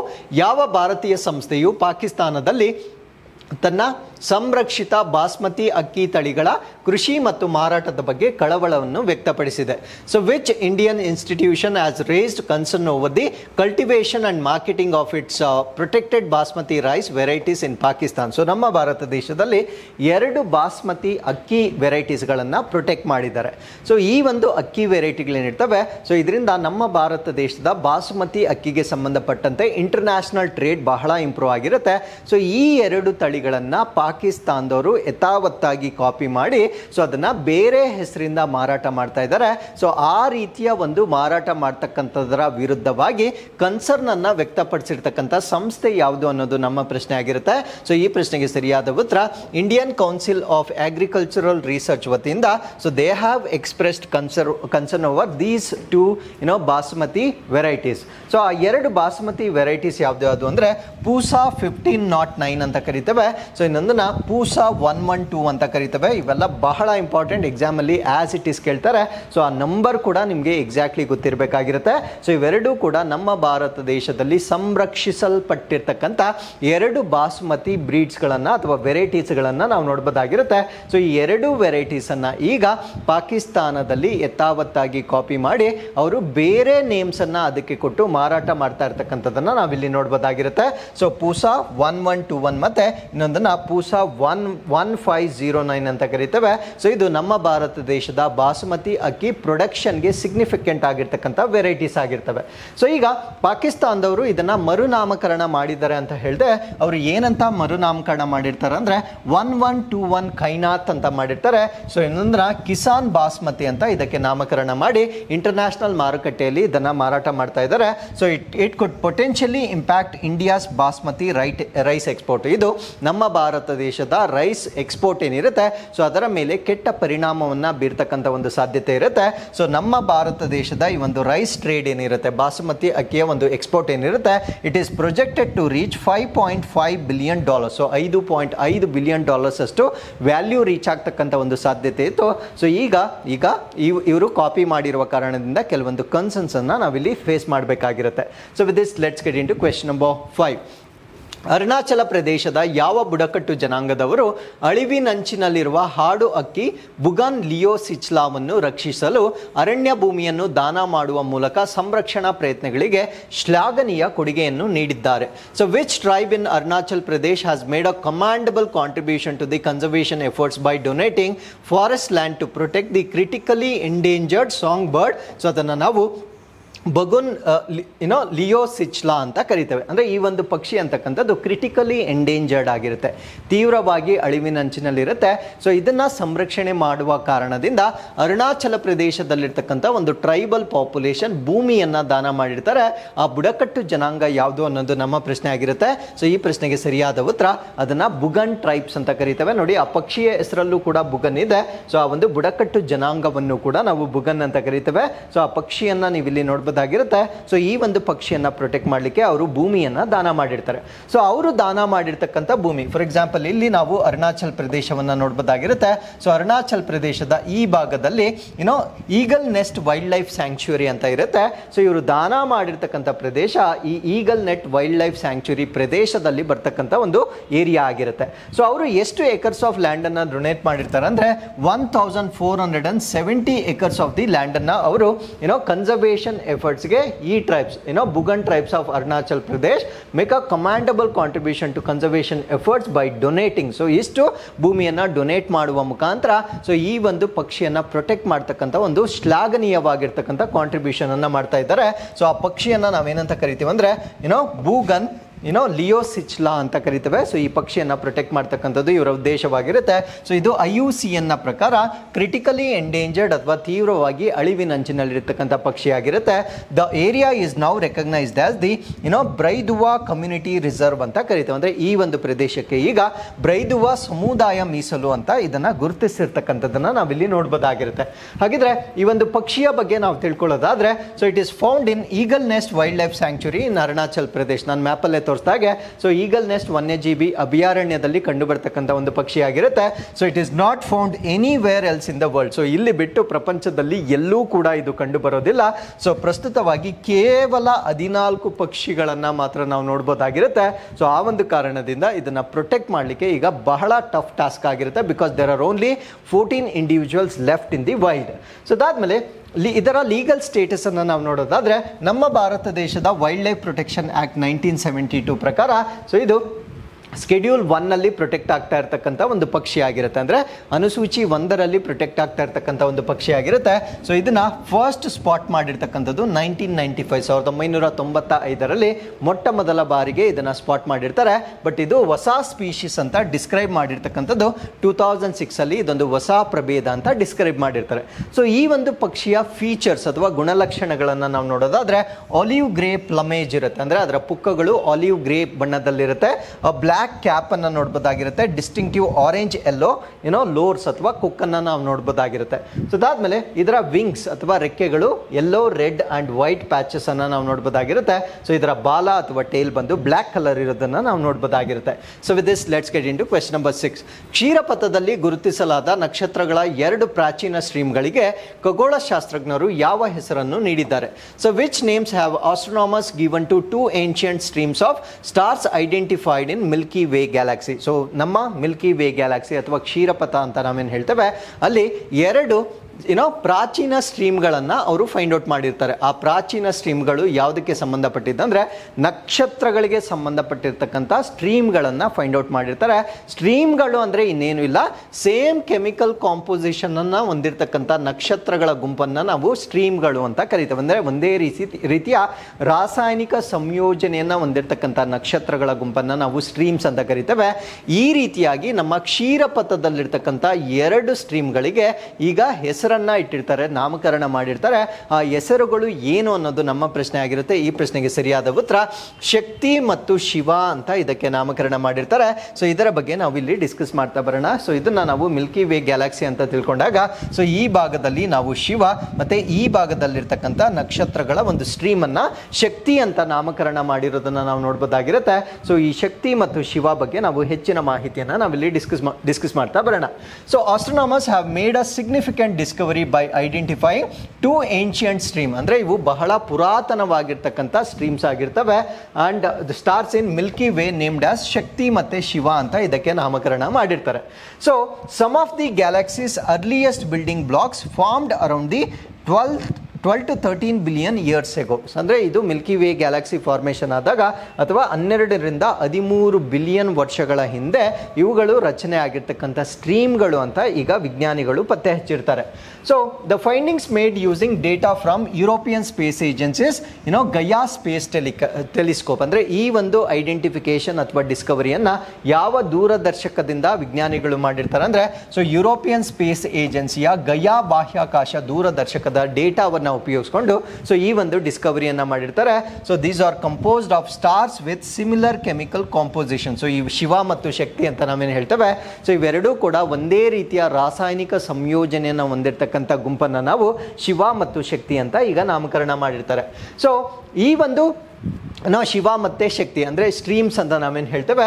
So these are believe to be remnants of early galaxies that merged with Milky way galaxy. ಅಂದರೆ ಇವಾಗ ಬಿಗ್ ಬ್ಯಾಂಗ್ ಥಿಯರಿ ಅಂತ ಕರಿತೇವೆ, ಅಂದರೆ ಮಹಾವಿಸ್ಫೋಟಕ ಸಿದ್ಧಾಂತ ಅಂತ ಕರಿತೇವೆ. ಆ ಒಂದು ಸಿದ್ಧಾಂತದ ಸಮಯದಲ್ಲಿ ಅಥವಾ ಆ ಒಂದು ವಿಸ್ಫೋಟದ ಸಮಯದಲ್ಲಿ ಕ್ಷೀರಪಥದೊಂದಿಗೆ ವಿಲೀನಗೊಂಡಿರುವ ಆರಂಭಿಕ ಗ್ಯಾಲಕ್ಸಿಗಳ ಅವಶೇಷಗಳಾಗಿರ್ಬೋದು ಅಂತ ಹೇಳಲಾಗ್ತಾ ಇದೆ. ಅಂದರೆ ಇನಿಷಿಯಲ್ ಗ್ಯಾಲಕ್ಸಿಸ್ ಏನಿರ್ತವೆ ಸೊ ಅದರ ರೆಮಿನೆಂಟ್ಸ್ ಅಥವಾ ಅವಶೇಷಗಳು ಅದು ಬಂದು ಕ್ಷೀರಪಥದೊಂದಿಗೆ ವಿಲೀನ ಆಗಿರ್ತಕ್ಕಂಥ ಅವಶೇಷಗಳು ಅಂತ ವಿಜ್ಞಾನಿಗಳು ಇದನ್ನು ಪ್ರಿಡಿಕ್ಟ್ ಮಾಡ್ತಾ ಇದ್ದಾರೆ. ಸೊ ಅದಾದಮೇಲೆ ರಿಸರ್ಚ್ ಸಿಗ್ನಿಫಿಕೆನ್ಸ್, ಅಂದರೆ ಇದರಿಂದ ನಮಗಾಗ್ತಕ್ಕಂಥ ಅನುಕೂಲ ಏನು ಅಂದರೆ provides new insights into Milky way formation. ಅಂದರೆ ನಮ್ಮ ಒಂದು ಕ್ಷೀರಪಥ ಗ್ಯಾಲಕ್ಸಿ ಏನಿರುತ್ತೆ ಸೊ ಅದು ಹೇಗೆ ರಚನೆ ಆಗಿರ್ಬೋದು ಅನ್ನೋದ್ರ ಬಗ್ಗೆ ಇನ್ನೂ ಹೆಚ್ಚಿನ ಡಿಸ್ಕವರಿಯನ್ನು ನಾವು ಮಾಡ್ತಕ್ಕಂಥ ಅವಕಾಶವನ್ನು ನಾವಿಲ್ಲಿ ನೋಡ್ಬೋದಾಗಿರುತ್ತೆ. ಸೊ ಇದ್ರ ಜೊತೆಗೆ ಇದನ್ನು ಪತ್ತೆ ಮಾಡಲಿಕ್ಕೆ ಬಳಸಿರ್ತಕ್ಕಂಥ ಗಯಾ ಟೆಲಿಸ್ಕೋಪ್ ಬಗ್ಗೆ ಹೆಚ್ಚಿನ ಮಾಹಿತಿಯನ್ನು ನಾವು ತಿಳ್ಕೊಳ್ಳೋದಾದರೆ ಸೊ ಇದನ್ನು ನಾವು ಸ್ಪೇಸ್ ಅಬ್ಸರ್ವೇಟರಿ ಅಂತ ಕರಿತೇವೆ. ಸೊ ಇದನ್ನು ಲಾಂಚ್ ಮಾಡಿರ್ತಕ್ಕಂಥವ್ರು ಯುರೋಪಿಯನ್ ಸ್ಪೇಸ್ ಏಜೆನ್ಸಿ ವತಿಯಿಂದ ಲಾಂಚ್ ಮಾಡಿರ್ತಾರೆ. ಸೊ ಯಾವ ವರ್ಷದಲ್ಲಿ ಅಂದರೆ 2013ರಲ್ಲಿ ಲಾಂಚ್ ಆಗಿರ್ತಕ್ಕಂಥ ಒಂದು ಟೆಲಿಸ್ಕೋಪ್ ಆಗಿರುತ್ತೆ. ಸೊ ಇದು ತುಂಬ ಪವರ್ಫುಲ್ ಟೆಲಿಸ್ಕೋಪ್ ಆಗಿರುತ್ತೆ. ಏನಕ್ಕೆ ಅಂತ ನಾನು ಮುಂದೆ ಹೇಳ್ತೇನೆ. It is design to create the most detailed 3D map of the milky way galaxy. ಅಂದರೆ ನಮ್ಮ ಮಿಲ್ಕಿ ವೇ ಗ್ಯಾಲಕ್ಸಿ ಏನಿರುತ್ತೆ ಸೊ ಅದರ ತುಂಬ ವಿಸ್ತೃತವಾಗಿರ್ತಕ್ಕಂಥ 3D ಮ್ಯಾಪನ್ನು ಕ್ರಿಯೇಟ್ ಮಾಡುವ ಕಾರಣದಿಂದ ಸೊ ಈ ಒಂದು ಟೆಲಿಸ್ಕೋಪನ್ನು ಲಾಂಚ್ ಮಾಡಲಾಗಿರುತ್ತೆ. ಸೊ ಇದು ಗಯಾ ಏಮ್ಸ್, ಅಂದರೆ ಇದರ ಗುರಿ ಏನು ಅಂದರೆ to survey approximately 1 billion astronomical objects, ಅಂದರೆ ಖಗೋಳದಲ್ಲಿರ್ತಕ್ಕಂಥ 1 ಬಿಲಿಯನ್ಗಿಂತ ಹೆಚ್ಚು ಖಗೋಳ ವಸ್ತುಗಳನ್ನು ಅನ್ವೇಷಣೆ ಮಾಡ್ತಕ್ಕಂಥದ್ದು ಸೊ ಈ ಒಂದು ಪ್ರಾಜೆಕ್ಟ್ನ ಉದ್ದೇಶವಾಗಿರುತ್ತೆ. ಸೊ ಇದನ್ನು ಯಾಕೆ ನಾನು ಮೋಸ್ಟ್ ಪವರ್ಫುಲ್ ಅಂತ ಕರೆದೆ ಅಂದರೆ ಸೊ ಇದು it can measure the positions of the stars, ನಕ್ಷತ್ರಗಳ ಒಂದು ಪೊಸಿಷನನ್ನು ಮೆಷರ್ ಮಾಡ್ಬೋದಾಗಿರುತ್ತೆ. ಅದರ ಮೆಷರಿಂಗ್ ಕೆಪಾಸಿಟಿ ಹೇಗಿರುತ್ತೆ ಅಂದರೆ accuracy of 24 micro arc seconds ಅಂತ ಕರಿತೇವೆ. ಅಂದರೆ ಅದರ ಅಕ್ಯುರೇಸಿ ನಿಖರತೆ ಎಷ್ಟಿರುತ್ತೆ ಅಂದರೆ 24 ಮೈಕ್ರೋ ಆರ್ಕ್ ಸೆಕೆಂಡ್ಸ್ ಅಷ್ಟು ಇದರ ಅಕ್ಯುರೇಸಿಯನ್ನು ನೋಡ್ಬೋದಾಗಿರುತ್ತೆ. ಹಾಗಿದ್ರೆ what you mean by 24 micro arc seconds ಅಂತ ನಾವು ನೋಡೋದಾದರೆ ಸೊ ನಮ್ಮ ಕೂದಲನ್ನು ನಾವು 1000 ಕಿಲೋಮೀಟರ್ ದೂರದಲ್ಲಿ ಇಟ್ಟಾಗ ಕೂಡ ಅದರ ಡಯಾಮೀಟರನ್ನು ಸೂಚಿಸಬಹುದಾಗಿರ್ತಕ್ಕಂಥ ಪವರನ್ನು ಹೊಂದಿರುತ್ತೆ. ಫಾರ್ ಎಕ್ಸಾಂಪಲ್ ಒಂದು ಸ್ಮಾಲ್ ಏರನ್ನು ನಾವು ನಮ್ಮ ಕಣ್ಮುಂದೆ ಇಟ್ಟರೂ ಕೂಡ ಅದು ಕಾಣಿಸೋದಿಲ್ಲ. ಸೊ ಅಂತರ ಅಷ್ಟು ಚಿಕ್ಕದಾಗಿರ್ತಕ್ಕಂಥ ಕೂದಲನ್ನು 1000 ಕಿಲೋಮೀಟರ್ಸ್ ದೂರ ಇಟ್ಟಾಗೂ ಕೂಡ ಅದರ ಡಯಾಮೀಟರನ್ನು ಪತ್ತೆ ಹಚ್ಚಬಹುದಾಗಿದ್ದಷ್ಟು ಪವರ್ಫುಲ್ ಆಗಿರ್ತಕ್ಕಂಥ ಒಂದು ಟೆಲಿಸ್ಕೋಪನ್ನು ನಾವು ಗಯಾ ಅಂತ ಕರಿತೇವೆ. ಸೊ ಈ ಒಂದು ಟೆಲಿಸ್ಕೋಪನ್ನು ಉಪಯೋಗಿಸ್ಕೊಂಡು ಇವೆರಡನ್ನು ಈಗ ಪತ್ತೆ ಹಚ್ಚಲಾಗಿರುತ್ತೆ. So with this let's get into question number 7. ದೇಶದ ಇಂಧನ ಕ್ಷೇತ್ರದಲ್ಲಿ ಮಹತ್ವದ ಮೈಲಿಗಲ್ಲನ್ನು ಗುರುತಿಸುವ ಭಾರತದ ಮೊದಲ ಸಣ್ಣ ಪ್ರಮಾಣದ LNG ಸ್ಥಾವರವನ್ನು ಎಲ್ಲಿ ನಿಯೋಜಿಸಲಾಗಿದೆ? ಸೊ ಇದನ್ನು ನಾವು small scale liquid natural gas ಅಂತ ಕರಿತೇವೆ. So where is India's first, very important, Bharat ದೇಶದ ಮೊಟ್ಟ ಮೊದಲ small scale liquid natural gas plant commissioned marking significant milestone in country's energy sector. So ಈ ಒಂದು small scale liquid natural gas ಪ್ಲಾಂಟನ್ನು ಸ್ಥಳೀಯವಾಗಿ ನಮ್ಮ ಭಾರತ ದೇಶದಲ್ಲಿ ಮೊಟ್ಟ ಮೊದಲನೇ ಬಾರಿಗೆ ಎಲ್ಲಿ ಪ್ರಾರಂಭ ಮಾಡಿದ್ದಾರೆ ಅಂತಕ್ಕಂಥದ್ದು ನಮ್ಮ ಪ್ರಶ್ನೆ ಆಗಿರುತ್ತೆ. ಸೊ ಈ ಪ್ರಶ್ನೆಗೆ ಸರಿಯಾದ ಉತ್ತರ ಮಧ್ಯಪ್ರದೇಶದಲ್ಲಿ ಇದನ್ನು ಪ್ರಾರಂಭ ಮಾಡಿರ್ತಾರೆ. ಸೊ ಇದರ ಸಿಗ್ನಿಫಿಕೆನ್ಸ್ ಏನು ಅಂತ ನಾವು ಡಿಸ್ಕಸ್ ಮಾಡ್ತಾ ಬರೋಣ. ಸೊ ನಾವು ನಮ್ಮ ಭಾರತ ದೇಶದಲ್ಲಿ ಬಳಕೆ ಮಾಡ್ತಾ ಇರ್ತಕ್ಕಂಥ ಈ ಒಂದು ಎನರ್ಜಿ ಮಿಕ್ಸ್ ಅಂದರೆ ಪ್ರಾಥಮಿಕ ಇಂಧನದಲ್ಲಿ ನಾವು ನ್ಯಾಚುರಲ್ ಗ್ಯಾಸನ್ನು ಮಿಕ್ಸ್ ಮಾಡ್ತೇವೆ. ಏನಕ್ಕೆ ನ್ಯಾಚುರಲ್ ಗ್ಯಾಸನ್ನು ಮಿಕ್ಸ್ ಮಾಡ್ತೀವಿ ಅಂದರೆ ಸೊ ಇದರಿಂದ ಆಗ್ತಕ್ಕಂಥ ಪೊಲ್ಯೂಷನನ್ನು ನಾವು ಕಡಿಮೆ ಮಾಡೋದು ಮಾಡ್ಬೋದಾಗಿರುತ್ತೆ. ಸೊ ಪ್ರಸ್ತುತವಾಗಿ ನಾವು 6% ಅಷ್ಟು ಲಿಕ್ವಿಡ್ ನ್ಯಾಚುರಲ್ ಗ್ಯಾಸನ್ನು ಬಳಕೆ ಮಾಡ್ತಾ ಇದ್ದೇವೆ. ಸೊ ನಮ್ಮ ಭಾರತ ದೇಶದ ಗುರಿ ಏನು ಅಂದರೆ ಬೈ 2030 2030 ವೇಳೆಗೆ 15% ಅಷ್ಟು ಲಿಕ್ವಿಡ್ ನ್ಯಾಚುರಲ್ ಗ್ಯಾಸನ್ನು ಪ್ರೈಮರಿ ಗ್ಯಾಸ್ ಒಳಗಡೆ ಮಿಕ್ಸ್ ಮಾಡ್ತಕ್ಕಂಥದ್ದು ಒಂದು ಗುರಿ ಆಗಿರುತ್ತೆ. ಸೊ ಈ ಒಂದು ಗುರಿಯನ್ನು ಫುಲ್ಫಿಲ್ ಮಾಡುವ ಕಾರಣದಿಂದ ಸೊ ಇಂಡಿಯಾಸ್ ಫಸ್ಟ್ ಈ ಒಂದು ಇಂಡಿಯಾಸ್ ಫಸ್ಟ್ SSLNG ಪ್ಲಾಂಟನ್ನು ಸೊ ನಮ್ಮ ಭಾರತ ದೇಶದಲ್ಲಿ ಈಗ ಕಮಿಷನ್ ಮಾಡಿರ್ತಾರೆ ಅಥವಾ ಕಾರ್ಯಾರಂಭ ಮಾಡಿರ್ತಾರೆ. ಸೊ ಇದೆಲ್ಲಿರುತ್ತೆ ಅಂದರೆ ಮಧ್ಯಪ್ರದೇಶದ ವಿಜಯಪುರ್ ಅಂತಕ್ಕಂಥ ಒಂದು ಪ್ಲೇಸಲ್ಲಿ ಸೊ ಈ ಒಂದು ಪ್ಲಾಂಟನ್ನು ನಾವು ನೋಡ್ಬೋದಾಗಿರುತ್ತೆ. ಸೊ ಇದನ್ನು ನಾವು India's first small scale LNG plant ಅಂತ ಕರಿತೇವೆ. ಸೊ ಇದು ಯಾಕೆ ನಮ್ಗೆ ಇಂಪಾರ್ಟೆಂಟ್ ಆಗುತ್ತೆ ಅಂದರೆ less polluting than conventional hydrocarbons, ಅಂದರೆ ಬೇರೆ ಹೈಡ್ರೋಕಾರ್ಬನ್ಸ್ ಲೈಕ್ ಕೋಲ್ ಆಗಿರ್ಬೋದು ಅಥವಾ ಆಯಿಲ್ ಆಗಿರ್ಬೋದು, ಇದನ್ನು ನಾವು ದಹಿಸಿದಾಗ ಬರ್ತಕ್ಕಂಥ ಗ್ರೀನ್ ಹೌಸ್ ಗ್ಯಾಸಸ್ ಏನಿರುತ್ತೆ ಸೊ ಅದಕ್ಕಿಂತ ಕಡಿಮೆ ಅಥವಾ ಅದಕ್ಕಿಂತ ಕನಿಷ್ಠವಾಗಿರ್ತಕ್ಕಂಥ ಪೊಲ್ಯೂಷನ್ ಅನ್ನು ಉಂಟು ಮಾಡ್ತಕ್ಕಂಥ ಒಂದು ಹೈಡ್ರೋಕಾರ್ಬನ್ ಇದಾಗಿರುತ್ತೆ. So the cost benefits over oil of which India imports over 85%, ಅಂದರೆ ತೈಲದ ಮೇಲಿನ ವೆಚ್ಚದ ಪ್ರಯೋಜನಗಳನ್ನು ನೀಡುತ್ತೆ. ಅಂದರೆ ನಾವು ಬಹುತೇಕ ತೈಲವನ್ನು ನಾವು ಬೇರೆ ದೇಶಗಳಿಂದ ಇಂಪೋರ್ಟ್ ಮಾಡಿಸಿಕೊಳ್ಳುವ ಕಾರಣದಿಂದ ಸೊ 85%ಗಿಂತ ನಾವು ಹೆಚ್ಚು ಆಮದು ಮಾಡಿಕೊಳ್ಳುವ ಕಾರಣದಿಂದ ಸೊ ಇದು ನಮ್ಮ ಆರ್ಥಿಕತೆಗೆ ಹೆಲ್ಪ್ ಆಗುತ್ತೆ. Because we can reduce imports from other countries. ಅದಾದ್ಮೇಲೆ so the government aims to increase the share of natural gas to India's energy mix to 50% by 2030. So ಇದು ನಾನು ಮುಂಚೆನೇ ಹೇಳಿದ್ದೇನೆ, 2030 ವೇಳೆಗೆ ನಮ್ಮ ಪ್ರಾಥಮಿಕವಾಗಿರ್ತಕ್ಕಂಥ ಶಕ್ತಿಯ ಮೂಲ ಏನಿರುತ್ತೆ ಸೊ ಅದರೊಳಗಡೆ 15% ಅಷ್ಟು LNG ಅನ್ನ ಮಿಕ್ಸ್ ಮಾಡ್ತಕ್ಕಂಥ ಗುರಿಯನ್ನು ನಮ್ಮ ಭಾರತ ರಾಷ್ಟ್ರ ಇಟ್ಕೊಂಡಿರುತ್ತೆ. ಸೊ ಇದರ ಅಕ್ಸೆಸಿಬಿಲಿಟಿಯನ್ನು ನಾವು ನೋಡೋದಾದ್ರೆ ಸೊ ಯಾವಾಗ ಈ ರೀತಿಯ ಪ್ಲಾಂಟ್ಗಳನ್ನು ನಾವು ಕಮಿಷನ್ ಮಾಡ್ತೇವೆ ಸೊ ಲಾಸ್ಟ್ ಮೈಲ್ ಕನೆಕ್ಟಿವಿಟಿ ಅಂತ ನಾವು ಹೇಳ್ಬೋದಾಗಿರುತ್ತೆ. ಅಂದರೆ ಎಲ್ಲಿಗೆ ತಲುಪಲು ಸಾಧ್ಯವಿಲ್ಲವೋ ಸೊ ಆ ಪ್ರದೇಶಗಳಿಗೂ ಕೂಡ ನಾವು ಕನೆಕ್ಟಿವಿಟಿಯನ್ನು ಕೊಡಬಹುದಾಗಿರುತ್ತೆ. ಸೊ ಇದನ್ನು ನಾವು ಲಾಸ್ಟ್ ಮೈಲ್ ಡೆಲಿವರಿ ಚಾಲೆಂಜಸ್ ಅನ್ನು ಕೂಡ ನಾವು ಫೇಸ್ ಮಾಡಬಹುದಾಗಿರ್ತಕ್ಕಂಥ ಒಂದು ಇನಿಷಿಯೇಟಿವ್ ಇದಾಗಿರುತ್ತೆ. ಸೊ ಲಿಕ್ವಿಫೈಡ್ ನ್ಯಾಚುರಲ್ ಗ್ಯಾಸ್ ಅಥವಾ ದ್ರವೀಕರಿಸಿದ ನೈಸರ್ಗಿಕ ಅನಿಲದ ಬಗ್ಗೆ ಹೆಚ್ಚಿನ ಮಾಹಿತಿಯನ್ನು ತಿಳ್ಕೊಳ್ಳೋದಾದ್ರೆ ಸೊ ಇದರಲ್ಲಿ ನಾವು ಪ್ರಿಡಾಮಿನೆಂಟ್ಲಿ ಮೀಥೇನ್ ಅಥವಾ CH4 ಅನ್ನು ನಾವು ನೋಡಬಹುದಾಗಿರುತ್ತೆ. So that has been cool down to the liquid form. So ಇದು ಅನಿಲವಾಗಿರುತ್ತೆ ಬೇಸಿಕಲಿ. ಸೊ ಅದನ್ನ ಏನು ಮಾಡಿರ್ತಾರೆ ಅಂದರೆ ತಂಪಾಗಿಸಿ ದ್ರವ ರೂಪಕ್ಕೆ ಕನ್ವರ್ಟ್ ಮಾಡಿರ್ತಾರೆ. ಏನಕ್ಕೆ ಅಂದರೆ for safety of non pressurise storage or transportation. ಅಂದರೆ ನಾವು ಇವಾಗ ಗ್ಯಾಸ್ ಅದರ ಡೆನ್ಸಿಟಿ ಬಹಳ ಕಡಿಮೆ ಇರೋದ್ರಿಂದ ಅದು ಹೆಚ್ಚಿನ ವಾಲ್ಯೂಮನ್ನು ಅದು ಆಕ್ಯುಪೈ ಮಾಡ್ಕೊಳ್ಳುತ್ತೆ. ಸೊ ಅದನ್ನು ಕಡಿಮೆ ಮಾಡಲಿಕ್ಕೆ ನಾವೇನು ಮಾಡ್ತೀವಿ ಅಂದರೆ ಪ್ರೆಷರೈಸ್ಡ್ ಅಂತ ಕರಿತೇವೆ. ಸೊ ಆ ಪ್ರೆಷರೈಸ್ಡ್ ಗ್ಯಾಸನ್ನು ಮಾಡುವ ಬದಲು ಸೊ ಅದನ್ನು ಲಿಕ್ವಿಫೈ ಮಾಡಿದ್ರೆ ಅದರ ಸೇಫ್ಟಿ ಜಾಸ್ತಿ ಇರುತ್ತೆ ಮತ್ತು ಸೊ ಕಡಿಮೆ ಪ್ರದೇಶದಲ್ಲಿ ಹೆಚ್ಚಿನ ಒಂದು ಇಂಧನವನ್ನು ಸ್ಟೋರ್ ಮಾಡಬಹುದಾಗಿರುವ ಕಾರಣದಿಂದ ಸೊ ಇದನ್ನು ದ್ರವ ರೂಪಕ್ಕೆ ಕನ್ವರ್ಟ್ ಮಾಡ್ತಕ್ಕಂಥದ್ದು ಒಂದು ಪದ್ಧತಿಯಾಗಿರುತ್ತೆ. So it occupies about 1/600th of the volume of the natural gas. ಇವಾಗ ಈ ಅನಿಲ ಸ್ಥಿತಿ ನಾವು ಇದನ್ನ 600 ಲಾರಿಗಳಲ್ಲಿ ಸಾಗಿಸುವಷ್ಟು ವಾಲ್ಯೂಮ್ ಇದ್ರೆ ಸೊ ಇದನ್ನ ನಾವು ದ್ರವ ರೂಪಕ್ಕೆ ಕನ್ವರ್ಟ್ ಮಾಡಿದಾಗ ಕೇವಲ ಒಂದು ಟ್ರಕ್ ಅಲ್ಲಿ ಇದನ್ನ ನಾವು ಸಾಗಿಸಬಹುದಾಗಿರುತ್ತೆ. ಸೊ ಅಷ್ಟು ಅಡ್ವಾಂಟೇಜ್ ಇರುತ್ತೆ. ಅಂದ್ರೆ 601. ಸೊ ಅಷ್ಟು ರೇಷಿಯೋವನ್ನ ಅಷ್ಟು ವಾಲ್ಯೂಮ್ ಅನ್ನ ನಾವು ದ್ರವ ರೂಪಕ್ಕೆ ಕನ್ವರ್ಟ್ ಮಾಡಿದಾಗ ರಿಡ್ಯೂಸ್ ಮಾಡ್ತಕ್ಕಂಥ ಒಂದು ಸಾಮರ್ಥ್ಯ ಇರುತ್ತೆ. ಸೊ ಇದು ಓಡರ್ಲೆಸ್, ಕಲರ್ಲೆಸ್ ಮತ್ತೆ non toxic and non corrosive ಆಗಿರುತ್ತೆ. ಅಂದ್ರೆ ವಾಸನೆ ಇರೋದಿಲ್ಲ, ಬಣ್ಣ ಇರೋದಿಲ್ಲ, ಮತ್ತೆ ವಿಷಕಾರಿ ಆಗಿರೋದಿಲ್ಲ.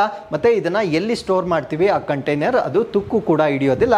ಬಟ್ ಇದರಲ್ಲಿ ಒಂದೇ ಒಂದು ಡಿಸಡ್ವಾಂಟೇಜ್ ಇದೆ. ಸೊ ಆ ಡಿಸಡ್ವಾಂಟೇಜ್ ಏನು ಅಂದರೆ ಫ್ಲೇಮಬಲ್ ಆಫ್ಟರ್ ವೇಪರೈಸೇಷನ್. ಅಂದರೆ ಆ ಲಿಕ್ವಿಡ್ ಏನಿದೆ ಅದೇನಾದರೂ ವೇಪರ್ಸ್ ಆಗಿ ಕನ್ವರ್ಟ್ ಮಾಡಿದಾಗ ಸೊ ಅದು ಬೆಂಕಿ ಅಥವಾ ಫೈರ್ ಅನ್ನ ಕ್ಯಾಚ್ ಮಾಡ್ತಕ್ಕಂಥ ಒಂದು ಸಾಧ್ಯತೆ ಇರುತ್ತೆ. ಸೊ ಅದ್ರ ಜೊತೆಗೆ ಆಸ್ಫಿಕ್ಸಿಯಾ ಕೂಡ ಆಗ್ಬೋದಾಗಿರುತ್ತೆ. ಆಸ್ಫಿಕ್ಸಿಯಾ ಅಂದರೆ ನಮ್ಮ ಉಸಿರಾಟದಲ್ಲಿ ಆಮ್ಲಜನಕದ ಲಭ್ಯತೆ ಕಡಿಮೆ ಆಗಿ ಸೊ ನಾವು ಉಸಿರಾಟದ ತೊಂದರೆಯನ್ನು ಕೂಡ ಅನುಭವಿಸಬಹುದಾಗಿರ್ತಕ್ಕಂಥ ಒಂದು ಡಿಸಡ್ವಾಂಟೇಜ್ ಅನ್ನ ಬಿಟ್ಟರೆ ಸೊ ಬೇರೆಲ್ಲ ಅಡ್ವಾಂಟೇಜಸ್ ಅನ್ನು ನಾವು ಇದರಲ್ಲಿ ನೋಡ್ಬೋದಾಗಿರುತ್ತೆ.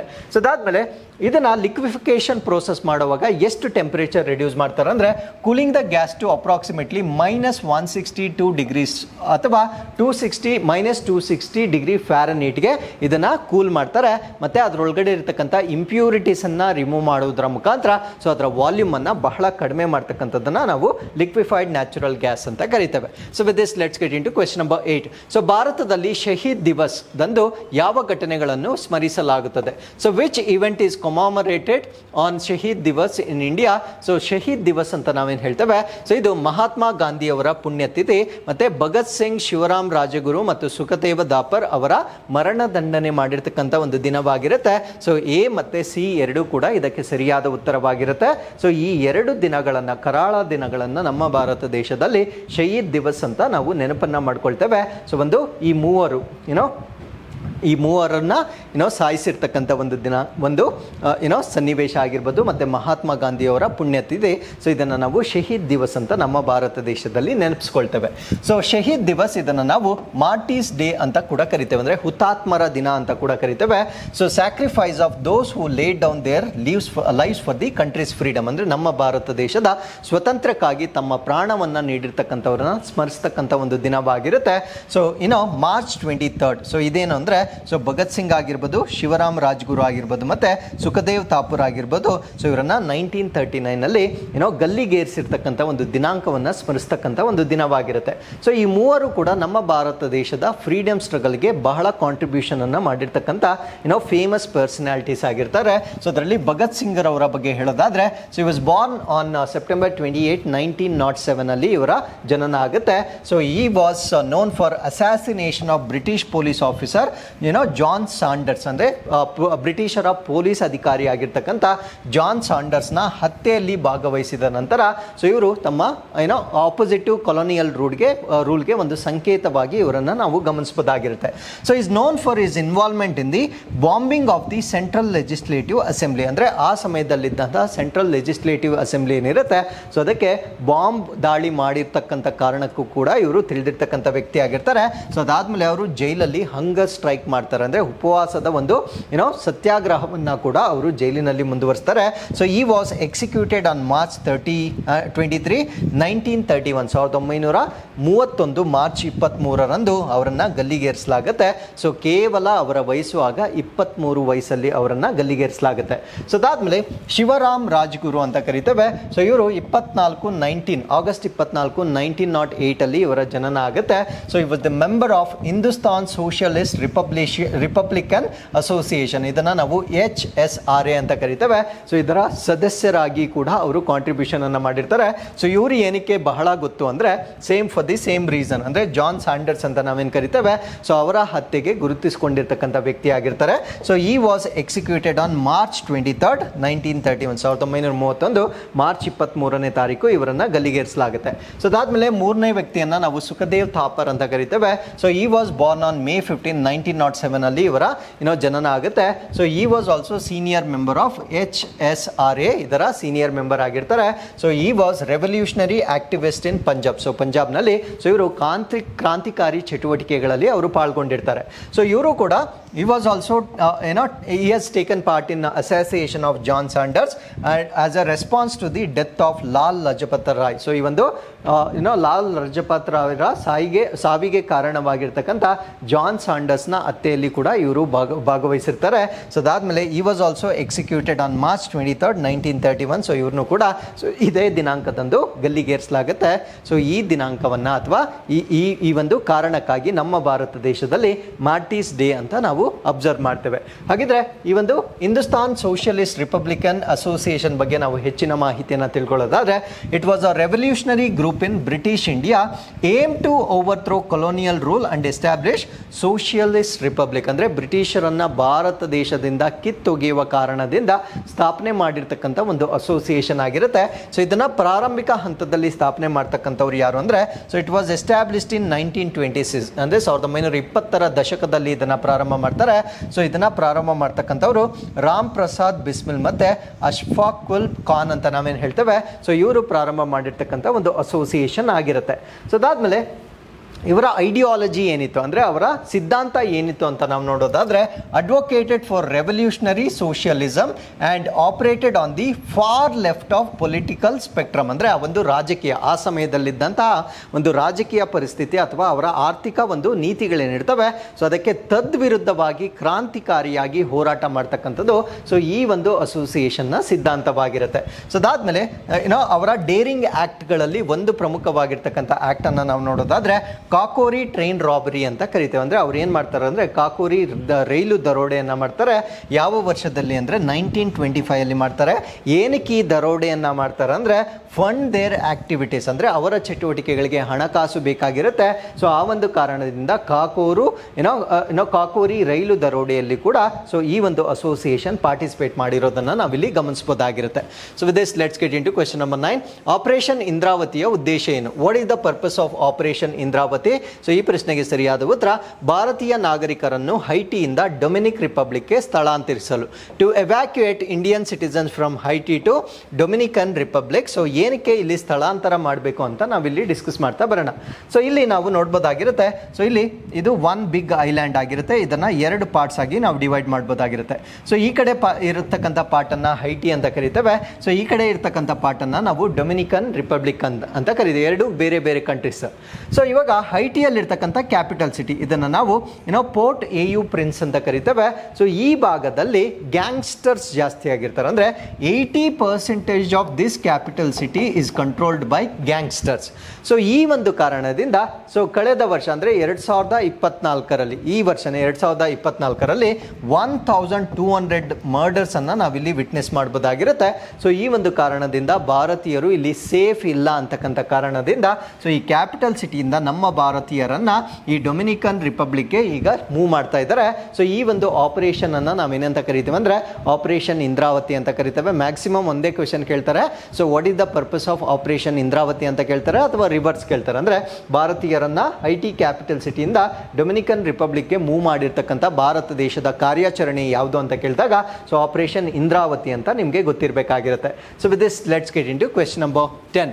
ಸೊ ಇಂಟರ್ನ್ಯಾಷನಲ್ ಆಸ್ಟ್ರೋನಾಮಿಕಲ್ ಯೂನಿಯನ್ ಕ್ಷುದ್ರ ಗ್ರಹಕ್ಕೆ ಯಾರ ಹೆಸರನ್ನು ಗೊತ್ತುಪಡಿಸಿತು? ಇದನ್ನು ಹಿಂದೆ 2005 EX296 ಎಂದು ಕರೆಯಲಾಗುತ್ತಿತ್ತು. So there is what do you call as asteroid ಅಂತ ಕರಿತೇವೆ. ಸೊ ಈ ಒಂದು ಆಸ್ಟಿರಾಯ್ಡ್ಗೆ ಎಷ್ಟು ದಿನ 2005 EX296 ಅಂತ ಕರಿತಾ ಇದ್ರು. ಸೊ ಈಗ ಭಾರತ ದೇಶದ ವಿಜ್ಞಾನಿಯ ಹೆಸರನ್ನ ಇಟ್ಟಿರ್ತಾರೆ. ಆ ವಿಜ್ಞಾನಿಯ ಹೆಸರೇನು ಅನ್ನೋದು ನಮ್ಮ ಪ್ರಶ್ನೆ ಆಗಿರುತ್ತೆ. ಈ ಪ್ರಶ್ನೆಗೆ ಸರಿಯಾದ ಉತ್ತರ ಪ್ರೊಫೆಸರ್ ಜಯಂತ್ ಮೂರ್ತಿ ಅವರ ಹೆಸರನ್ನ ಈ ಒಂದು ಕ್ಷುದ್ರ ಗ್ರಹಕ್ಕೆ ಇಟ್ಟಿರ್ತಾರೆ. ಸೊ ಅಪ್ಡೇಟ್ ಏನು ಅಂದರೆ asteroid named after professor Jayant Murthy. So Jayant Murthy of Bengaluru, ನಮ್ಮ ಬೆಂಗಳೂರಿನ ಸೊ ಜಯಂತ್ ಮೂರ್ತಿ ಅವರ ಹೆಸರನ್ನ ಈಗ ಒಂದು ಆಸ್ಟಿರಾಯ್ಡ್ಗೆ ಇಟ್ಟಿರ್ತಕ್ಕಂಥದ್ದನ್ನ ನಾವು ನೋಡ್ಬೋದಾಗಿರುತ್ತೆ. ಸೊ ಆಸ್ಟಿರಾಯ್ಡ್ಸ್ ಅಂದರೆ ನಮಗೆ 2 ಕಡೆ ಆಸ್ಟಿರಾಯ್ಡ್ ಅನ್ನ ನೋಡ್ಬೋದಾಗಿರುತ್ತೆ. So one is between Mars and Jupiter ಮಧ್ಯದಲ್ಲಿ ನೋಡ್ಬೋದು. ಸೊ ಒಂದು ನೆಪ್ಚ್ಯೂನ್ನ ನಂತರ ಕೊನೆಯಲ್ಲಿ ನಾವು ಈ ಒಂದು ಕ್ಯೂಪರ್ ಬೆಲ್ಟ್ ಅಂತ ನಾವೇನು ಹೇಳ್ತೇವೆ. ಸೊ ಇಲ್ಲೂ ಕೂಡ ನಾವು ಆಸ್ಟಿರಾಯ್ಡ್ ಬೆಲ್ಟ್ ಅಥವಾ ಕ್ಷುದ್ರ ಗ್ರಹ ಪಟ್ಟಿಯನ್ನು ನೋಡ್ಬೋದಾಗಿರುತ್ತೆ. ಸೊ ಈಗ ಹೆಸರಿಟ್ಟಿರ್ತಕ್ಕಂಥ ಕ್ಷುದ್ರ ಗ್ರಹ ಎಲ್ಲಿದೆ ಅಂದರೆ ಸೊ ಜುಪಿಟರ್ ಮತ್ತು ಮಾರ್ಸ್ ನಡುವೆ ಇರ್ತಕ್ಕಂಥ ಈ ಒಂದು ಆಸ್ಟಿರಾಯ್ಡ್ ಬೆಲ್ಟ್ ಅಲ್ಲಿ ಇರ್ತಕ್ಕಂಥ ಒಂದು ಕ್ಷುದ್ರ ಗ್ರಹಕ್ಕೆ ಇವರ ಹೆಸರನ್ನ ನಾಮಕರಣ ಮಾಡಿರ್ತಕ್ಕಂಥದ್ದನ್ನ ನಾವು ನೋಡ್ಬೋದಾಗಿರುತ್ತೆ. So professor Jayant Murthy so is the former acting director of Indian Institute of Astrophysics. ಅಂದರೆ ಭಾರತ ದೇಶದಲ್ಲಿರ್ತಕ್ಕಂಥ ಇಂಡಿಯನ್ ಇನ್ಸ್ಟಿಟ್ಯೂಟ್ ಆಫ್ ಆಸ್ಟ್ರೋಫಿಸಿಕ್ಸ್ ಏನಿರುತ್ತೆ ಸೊ ಇದರ ಮಹಾನಿರ್ದೇಶಕರಾಗಿ ಇವರು ಕಾರ್ಯವನ್ನು ಸಲ್ಲಿಸಿರ್ತಾರೆ. ಸೊ ಈ ಒಂದು ಆಸ್ಟಿರಾಯ್ಡ್ ಅನ್ನ ಮುಂಚೆ as I told you in the question 2005 EX296 ಅಂತ ಕರೀತಾ ಇದ್ರು. ಸೊ ಇದನ್ನ ಇವಾಗ ಜಯಂತ್ ಮೂರ್ತಿ ಅಂತ ನಾಮಕರಣ ಮಾಡಿರ್ತಕ್ಕಂಥದ್ದನ್ನ ನಾವು ನೋಡ್ಬೋದಾಗಿರುತ್ತೆ. ಸೊ ಈ ಒಂದು ಆಸ್ಟಿರಾಯ್ಡ್ ಈಗ ಏನು ನಾಮಕರಣ ಮಾಡಿದ್ದಾರೆ ಅದನ್ನ ಡಿಸ್ಕವರ್ ಮಾಡಿದ್ ಯಾರು ಅಂತ ಕೇಳಿದಾಗ MW ಬ್ಯೂ ಅಂತಕ್ಕಂಥವ್ರು ಇದನ್ನ ಡಿಸ್ಕವರ್ ಮಾಡಿರ್ತಾರೆ at kit peak national observatory. So this was in the year 2005 ಅಲ್ಲಿ ಇದನ್ನ ಡಿಸ್ಕವರಿ ಮಾಡಿರ್ತಾರೆ. ಸೊ ಅದಕ್ಕೆ ಒಂದು ಕೋಡ್ ನೇಮ್ ಅನ್ನ ಇಟ್ಟಿದ್ರು. ಈಗ ಸೊ ನಮ್ಮ ಭಾರತೀಯ ವಿಜ್ಞಾನಿಯ ಹೆಸರನ್ನ ಈ ಒಂದು ಆಸ್ಟಿರಾಯ್ಡ್ಗೆ ಇಟ್ಟಿರ್ತಾರೆ. So it orbits the sun once every 3.3 years. ಅಂದರೆ ಸೂರ್ಯನ ಸುತ್ತ ಒಂದು ರೌಂಡ್ ಬರಲಿಕ್ಕೆ ಇದು 3.3 ವರ್ಷಗಳನ್ನು ತೆಗೆದುಕೊಳ್ಳುತ್ತೆ. ಸೊ ಇದು ಮಾರ್ಸ್ ಮತ್ತು ಜುಪಿಟರ್ ನಡುವೆ ಇರತಕ್ಕಂಥ ಒಂದು ಆಸ್ಟಿರಾಯ್ಡ್ ಆಗಿರುತ್ತೆ. ಅದನ್ನು ನಾನು ಮ್ಯಾಪಲ್ಲೇ ತೋರಿಸಿರ್ತೇನೆ. ಹಾಗಿದ್ರೆ ಯಾಕೆ ಇವರ ಹೆಸರನ್ನ ಈ ಒಂದು ಆಸ್ಟಿರಾಯ್ಡ್ಗೆ ಇಟ್ಟಿದ್ದಾರೆ, ಇವರ ಕಾಂಟ್ರಿಬ್ಯೂಷನ್ ಏನು ಅಂತ ನಾವು ನೋಡೋದಾದ್ರೆ so recognition of his work in the NASA New Horizons mission science team ಅಂತ ಕರಿತೇವೆ. ಅಂದರೆ ನಾಸಾದವ್ರದ್ದು ಒಂದು ಟೀಮ್ ಇತ್ತು, ಅದನ್ನು ನಾವು ಹೊರೈಸನ್ ಸೈನ್ಸ್ ತಂಡ ಅಂತ ಕರಿತೇವೆ. ಸೊ ಈ ಒಂದು ತಂಡದಲ್ಲಿ ಇವರು ಮಾಡಿರ್ತಕ್ಕಂಥ ಒಂದು ಕಾಂಟ್ರಿಬ್ಯೂಷನ್ ಏನು ಕಾಂಟ್ರಿಬ್ಯೂಷನ್ ಅಂದರೆ ಸೊ ನಮ್ಮ contribution to observing the ultraviolet background radiation in universe. So ನಮ್ಮ ಒಂದು ಯೂನಿವರ್ಸ್ನಲ್ಲಿ ಈ ನೇರಳಾತೀತ ಹಿನ್ನೆಲೆ ವಿಕಿರಣಗಳ ಬಗ್ಗೆ ಅನ್ವೇಷಣೆ ಮಾಡ್ತಕ್ಕಂಥ ಒಂದು ಮಿಷನ್ ಇರುತ್ತೆ. ಸೊ ಆ ಒಂದು ಮಿಷನ್ನ ಭಾಗವಾಗಿ ಇವರು ಕಾಂಟ್ರಿಬ್ಯೂಷನ್ ಅನ್ನು ಮಾಡಿರ್ತಾರೆ. ಹಾಗಿದ್ರೆ ಸೊ ನ್ಯೂ ಹೊರೈಜಾನ್ಸ್ ಮಿಷನ್ ಅಂದರೆ ಏನು ಅಂತ ನಾವು ತಿಳ್ಕೊಳ್ಳೋದಾದ್ರೆ so that flew past Pluto in 2015. So ಮ್ಯಾಪಲ್ಲಿ ನೋಡಿದ್ರೆ ನಿಮ್ಗೆ ಗೊತ್ತಾಗುತ್ತೆ. ಸೊ ಈ ನ್ಯೂ ಹೊರೈಸನ್ ಮಿಷನ್ ಅನ್ನು ನಾವು ಲಾಂಚ್ ಮಾಡಿರ್ತಕ್ಕಂಥದ್ದು ಭೂಮಿಯಿಂದ. ಸೊ ಈ ಒಂದು ಮಿಷನ್ ಏನಿರುತ್ತೆ, ಸೊ ಇಲ್ಲಿ ಪ್ಲೂಟೋವನ್ನು ದಾಟಿ ಮುಂದೆ ಕೊಟ್ಟೋಗಿರುತ್ತೆ. ಅಂದರೆ ಈ ಮಿಷನ್ ಮಾಡಿರ್ತಕ್ಕಂಥ ಉದ್ದೇಶ ಏನು ಅಂದರೆ ಡ್ವಾರ್ಫ್ ಪ್ಲಾನೆಟ್ಗಳು ಅಥವಾ ಕುಬ್ಜ ಗ್ರಹಗಳನ್ನು ಅಧ್ಯಯನ ಮಾಡ್ತಕ್ಕಂಥದ್ದು ಇದರ ಉದ್ದೇಶವಾಗಿರುತ್ತೆ. ಇದು 2015ರಲ್ಲಿ ತನ್ನ ಮಿಷನ್ ಅನ್ನು ಕಂಪ್ಲೀಟ್ ಮಾಡ್ತಾ ಮಾಡ್ತಾ ಪ್ಲೂಟೋವನ್ನು ಕೂಡ ಕ್ರಾಸ್ ಮಾಡಿರುತ್ತೆ. ಸೊ ಈಗ ಆಲ್ಮೋಸ್ಟ್ ಈ ಪಾಯಿಂಟಲ್ಲಿ ನಾವು ನೋಡ್ಬೋದಾಗಿರುತ್ತೆ. ಸೊ ಇದು 50 astronomical units from sun. So ಸೂರ್ಯನಿಂದ 50 ಆಸ್ಟ್ರೋನಾಮಿಕಲ್ ಯೂನಿಟ್ಸ್ ಅಷ್ಟು ದೂರದಲ್ಲಿ ಈ ಮಿಷನ್ ರೀಚ್ ಆಗಿರುತ್ತೆ. ಸೊ ಈ ಒಂದು ಮಿಷನ್ನ ಕಾರ್ಯಾಚರಣೆ ಏನಿರುತ್ತೆ, ಆ ತಂಡದ ಸದಸ್ಯರಾಗಿ ಇವರು ಕಾಂಟ್ರಿಬ್ಯೂಟ್ ಮಾಡಿರುವ ಕಾರಣದಿಂದ ಸೊ ಇವರ ಹೆಸರನ್ನ ಈ ಒಂದು ಕ್ಷುದ್ರ ಗ್ರಹಕ್ಕೆ ಇಡಲಾಗಿರುತ್ತೆ. ಸೊ ಪ್ರೀವಿಯಸ್ಲಿ ಆಸ್ಟಿರಾಯ್ಡ್ ನೇಮ್ಸ್ ಯಾರ್ಯಾರ ಹೆಸರುಗಳನ್ನು ಇಟ್ಟಿರ್ತಾರೆ ಅಂದರೆ ಪ್ರೊಫೆಸರ್ MK ವೈನು ಬಪ್ಪು ಅಂತಕ್ಕಂಥ ಹೆಸರನ್ನ, ಪ್ರೊಫೆಸರ್ JC ಭಟ್ಟಾಚಾರ್ಯ ಅಂತಕ್ಕಂಥವರ ಹೆಸರನ್ನು ಕೂಡ ಮುಂಚೆ ಕ್ಷುದ್ರ ಗ್ರಹಗಳಿಗೆ ಇಟ್ಟಿರ್ತಕ್ಕಂಥದ್ದನ್ನು ನಾವು ನೋಡ್ಬೋದಾಗಿರುತ್ತೆ. So with this let's get into question number 11. So ಭಾರತದ ಮೊದಲ ಬ್ಯಾಟರಿ ಸ್ಟೋರೇಜ್ ಗಿಗಾ ಫ್ಯಾಕ್ಟರಿ ಅಕ್ಟೋಬರ್ನಲ್ಲಿ ಎಲ್ಲಿ ಕಾರ್ಯಾಚರಣೆಯನ್ನು ಪ್ರಾರಂಭಿಸಲಿದೆ? So where is India's first battery storage giga factory set to commence operations by October? So ಈಗ ಈ ಎಲೆಕ್ಟ್ರಿಕ್ ವೆಹಿಕಲ್ಸ್ ಅಂತಕ್ಕಂಥದ್ದು ತುಂಬ ಓಗಲ್ಲಿರ್ತಕ್ಕಂಥ ಒಂದು ಟ್ರಾನ್ಸ್ಪೋರ್ಟೇಷನ್ ಆಗಿರುತ್ತೆ. Not because of saving, so it is also for environmental ಕನ್ಸರ್ನ್ನ ಕಾರಣದಿಂದ. ಸೊ ಈ ಒಂದು electrical vehicles are comparatively expensive ಇರುತ್ತೆ. ಕಾರಣ ಏನು ಅಂದರೆ ಸೊ ಅದರ ಬ್ಯಾಟ್ರಿ ಅನ್ನೋದನ್ನು ನಾವು ಬೇರೆ ದೇಶಗಳ ಮೇಲೆ ಅವಲಂಬಿತವಾಗಿರ್ತವೆ. ಸೊ ಆ ಒಂದು ಪ್ರಾಬ್ಲಮನ್ನು ಕಡಿಮೆ ಮಾಡಲಿಕ್ಕೆ ನಮ್ಮ ಭಾರತ ದೇಶದಲ್ಲಿ ಈ ಬ್ಯಾಟ್ರಿಗಳನ್ನು ಉತ್ಪಾದನೆ ಮಾಡ್ತಕ್ಕಂಥ ಮೊಟ್ಟ ಮೊದಲ ಗಿಗಾ ಫ್ಯಾಕ್ಟರಿಯನ್ನು ಸ್ಟಾರ್ಟ್ ಮಾಡ್ತಾ ಇದ್ದಾರೆ. ಸೊ ಯಾವ ಪ್ರದೇಶದಲ್ಲಿ ಅಥವಾ ಎಲ್ಲಿ ಅನ್ನೋದು ನಮ್ಮ ಪ್ರಶ್ನೆ ಆಗಿರುತ್ತೆ. ಈ ಪ್ರಶ್ನೆಗೆ ಸರಿಯಾದ ಉತ್ತರ ಜಮ್ಮು ಮತ್ತು ಕಾಶ್ಮೀರ್ನಲ್ಲಿ ಇದನ್ನು ಪ್ರಾರಂಭ ಮಾಡ್ತಾ ಇದ್ದಾರೆ. ಸೊ ಇದನ್ನು ನಾವು India's first battery storage giga factory ಅಂತ ಕರಿತೇವೆ. ಭಾರತ ದೇಶದ ಮೊಟ್ಟ ಮೊದಲ ಬ್ಯಾಟ್ರಿಯನ್ನು ಸ್ಟೋರ್ ಮಾಡ್ತಕ್ಕಂಥ ಅಥವಾ ವಿದ್ಯುತ್ತನ್ನು ಸ್ಟೋರ್ ಮಾಡ್ತಕ್ಕಂಥ ಒಂದು ಗಿಗಾ ಫ್ಯಾಕ್ಟರಿ ಇದಾಗಿರುತ್ತೆ. ಸೊ ಇದು ಅಕ್ಟೋಬರ್ನಲ್ಲಿ ತನ್ನ ಕಾರ್ಯಾಚರಣೆಯನ್ನು ಪ್ರಾರಂಭ ಮಾಡ್ತಕ್ಕಂಥ ಒಂದು ಪ್ಲಾಂಟ್ ಆಗಿರುತ್ತೆ. ಸೊ ಗಿಗಾ ಫ್ಯಾಕ್ಟರಿ ಕಾನ್ಸೆಪ್ಟ್ ಅನ್ನು ನಾವು ನೋಡೋದಾದ್ರೆ ಲಾರ್ಜ್ ಸ್ಕೇಲ್ ಮ್ಯಾನುಫ್ಯಾಕ್ಚರಿಂಗ್ ಫೆಸಿಲಿಟಿ ಆಗಿರುತ್ತೆ. ಅಂದರೆ ಬೃಹತ್ ಆಗಿರ್ತಕ್ಕಂಥ ಒಂದು ಉತ್ಪಾದನಾ ಸಾಮರ್ಥ್ಯವನ್ನು ಹೊಂದಿರುತ್ತೆ. ಪರ್ಟಿಕ್ಯುಲರ್ಲಿ ಫಾರ್ ಎಲೆಕ್ಟ್ರಿಕ್ ವೆಹಿಕಲ್ಸ್ ಅಂದರೆ ವಿದ್ಯುತ್ ವಾಹನಗಳಿಗಾಗಿ ಸೊ ಪ್ರಮುಖವಾಗಿ ಕಾನ್ಸಂಟ್ರೇಟ್ ಮಾಡ್ತಕ್ಕಂಥ ಒಂದು ಫ್ಯಾಕ್ಟರಿ ಆಗಿರುತ್ತೆ. ಸೊ ಎಲ್ಲಿ ಮಾಡ್ತಾ ಇದ್ದಾರೆ ಅಂತ ನಮ್ಗೆ ಆಲ್ರೆಡಿ ಗೊತ್ತಾಯಿತು. ಸೊ ಇದನ್ನು ಆಪರೇಟ್ ಮಾಡ್ತಕ್ಕಂಥವ್ರು ಯಾರು ಅಂದರೆ ಗುಡ್ ಎನಫ್ ಎನರ್ಜಿ ವತಿಯಿಂದ ಇದನ್ನು ಆಪರೇಟ್ ಮಾಡ್ತಕ್ಕಂಥ ಒಂದು ಕಂಪನಿ ಆಗಿರುತ್ತೆ. ಸೊ ಇದರ ಇನಿಷಿಯಲ್ ಕೆಪಾಸಿಟಿ ಅಂದರೆ ಆರಂಭಿಕ ಹಂತದಲ್ಲಿ ಇದರ ಸಾಮರ್ಥ್ಯ ಎಷ್ಟು ಅಂದರೆ 7 ಗಿಗಾವ್ಯಾಟ್ ಹಾರ್ಸ್ ಅಷ್ಟು ಕ್ರಿಯೇಟ್ ಮಾಡ್ತಕ್ಕಂಥದ್ದು. But gradually 20 gigawatt hours by 2027ಗೆ ರೀಚ್ ಆಗ್ತಕ್ಕಂಥದ್ದು ಇದರ ಟಾರ್ಗೆಟ್ ಆಗಿರುತ್ತೆ. ಸೊ ಕಾರ್ಬನ್ ಎಮಿಷನ್ ಎಷ್ಟು ರೆಡ್ಯೂಸ್ ಆಗುತ್ತೆ ಅಂದರೆ 5 ಮಿಲಿಯನ್ ಟನ್ಸ್ ಆನ್ಯುಯಲಿ. ಅಂದರೆ ಈ ಒಂದು ಬ್ಯಾಟ್ರಿಗಳನ್ನು ನಾವು ಬಳಕೆ ಮಾಡಿದ್ದೆ ಆದಲ್ಲಿ ಸೊ ಒಂದು ವರ್ಷಕ್ಕೆ ನಮ್ಮ ಭಾರತ ದೇಶದಲ್ಲಿ 5 ಮಿಲಿಯನ್ ಟನ್ಸ್ ಅಷ್ಟು ಕಾರ್ಬನ್ ಡೈಆಕ್ಸೈಡ್ ಎಮಿಷನ್ ಅನ್ನು ನಾವು ಕಟ್ ಡೌನ್ ಮಾಡ್ತಕ್ಕಂಥ ಒಂದು ಸಾಧ್ಯತೆ ಇರುತ್ತೆ. So with this let's get into question number 12. Bihar ದಿನ ಎಂದು ಕರೆಯಲ್ಪಡುವ ಬಿಹಾರ ದಿವಸ್ ಅನ್ನು ಯಾವಾಗ ಆಚರಿಸಲಾಗುತ್ತದೆ? So when is Bihar Diwas also known as Bihar day is observed? ಈ ಪ್ರಶ್ನೆಗೆ ಸರಿಯಾದ ಉತ್ತರ ಮಾರ್ಚ್ 22ನೇ ತಾರೀಕು ಈ ಒಂದು ದಿನವನ್ನು ಆಚರಣೆ ಮಾಡಲಾಗುತ್ತೆ. ಸೊ ಇಲ್ಲಿ ನಮ್ಮ ಭಾರತ ದೇಶದ ಮ್ಯಾಪ್ನಲ್ಲಿ ಈ ಭಾಗದಲ್ಲಿ ನಾವು ಬಿಹಾರವನ್ನು ನೋಡ್ಬೋದಾಗಿರುತ್ತೆ. ಸೊ ಬಿಹಾರವನ್ನು ಎಕ್ಸ್ಪ್ಯಾಂಡ್ ಮಾಡಿದಾಗ so we have Nepal as it's neighbouring country. Uttar Pradesh neighbouring state ಆಗಿರುತ್ತೆ. ಅದಾದಮೇಲೆ ಜಾರ್ಖಂಡ್, ಅದಾದಮೇಲೆ ವೆಸ್ಟ್ ಬೆಂಗಾಲ್ ಜೊತೆ ತನ್ನ ಗಡಿಯನ್ನು ಶೇರ್ ಮಾಡ್ಕೊಳ್ತಕ್ಕಂಥ ಒಂದು ರಾಜ್ಯವಾಗಿರುತ್ತೆ. ಸೊ ಈ ಒಂದು ರಾಜ್ಯದ ರಾಜ್ಯೋತ್ಸವ ದಿನ ಅಂತ ನಾವು ಕರಿತೇವೆ. So commemorates its establishment as separate state on March 22, 1912. So 1912ರಲ್ಲಿ ಬಿಹಾರ್ ದಿವಸವೆಂದು ಕರೆಯುತ್ತಾರೆ. ಸೊ ಇದು ಮಾರ್ಚ್ 22, 1912ರಂದು ಪ್ರತ್ಯೇಕ ರಾಜ್ಯವಾಗಿ ಸ್ಥಾಪನೆಯಾದ ನೆನಪಿಗಾಗಿ ಸೊ ಈ ಒಂದು ದಿನವನ್ನು ಭಾರತ ದೇಶದಲ್ಲಿ ವಾರ್ಷಿಕವಾಗಿ ಆಚರಣೆ ಮಾಡ್ತಾರೆ. ಸೊ ಹಿಸ್ಟಾರಿಕಲ್ ಸಿಗ್ನಿಫಿಕೆನ್ಸ್ ಅಂದರೆ Bihar is very very important place actually. So ಈ ಒಂದು ಮಾಡರ್ನ್ ಜನ್ರೇಷನಲ್ಲಿ it has become infamous for various reasons. But historically ನಾವು ನೋಡಿದಾಗ ತುಂಬ ವೆರಿ ಇಂಪಾರ್ಟೆಂಟ್ ಪ್ಲೇಸ್ ಆಗಿರುತ್ತೆ. ತುಂಬ ಸಿಗ್ನಿಫಿಕೆಂಟ್ ಇನ್ಸಿಡೆಂಟ್ಸನ್ನು ನಾವು ಬಿಹಾರಲ್ಲಿ ವಿಟ್ನೆಸ್ ಮಾಡ್ಬೋದಾಗಿರುತ್ತೆ. ಸೊ ಆ ರೀತಿಯ ಕೆಲವೊಂದು ಎಕ್ಸಾಂಪಲ್ಸನ್ನು ನಾವು ನೋಡೋದಾದರೆ on March 22, 1912 Bihar was card out of the Bengal presidency. ಅಂದರೆ ಬೆಂಗಾಲ್ ಪ್ರಾಂತ್ಯ ಅಂತ ನಾವೇನು ಕರಿತಾ ಇದ್ವಿ. ಸೊ ಅದರಿಂದ ಬಿಹಾರನ್ನು ಒಂದು ಸಪ್ರೇಟ್ ಆಗಿರ್ತಕ್ಕಂಥ ಪ್ಲೇಸ್ ಆಗಿ ಅದನ್ನು ಕಾರ್ವ್ ಔಟ್ ಮಾಡ್ತಾರೆ. Established as the separate province ಅಂದರೆ ಒಂದು ಸಪ್ರೇಟ್ ಪ್ರಾಂತ್ಯವಾಗಿ ಅದನ್ನು ಡಿಕ್ಲೇರ್ ಮಾಡ್ತಾರೆ. So what is the history of Bihar ಅಂತ ನಾವು ನೋಡೋದಾದರೆ ಏನ್ಷಿಯಂಟ್ ಟೈಮಲ್ಲಿ ಅಂದರೆ ಪ್ರಾಚೀನ ಕಾಲದಲ್ಲಿ ನೋಡೋದಾದರೆ centre of power learning and culture in India for 1000 years. ಅಂದರೆ ಸರಿಸುಮಾರು 1000 ವರ್ಷಗಳ ಕಾಲ ಭಾರತದಲ್ಲಿ ಶಕ್ತಿ, ಕಲಿಕೆ ಮತ್ತು ಸಂಸ್ಕೃತಿಯ ಕೇಂದ್ರವಾಗಿದ್ದಂತಹ ಪ್ರದೇಶವನ್ನು ನಾವು ಬಿಹಾರ್ ಅಂತ ಹೇಳ್ಬೋದಾಗಿರುತ್ತೆ.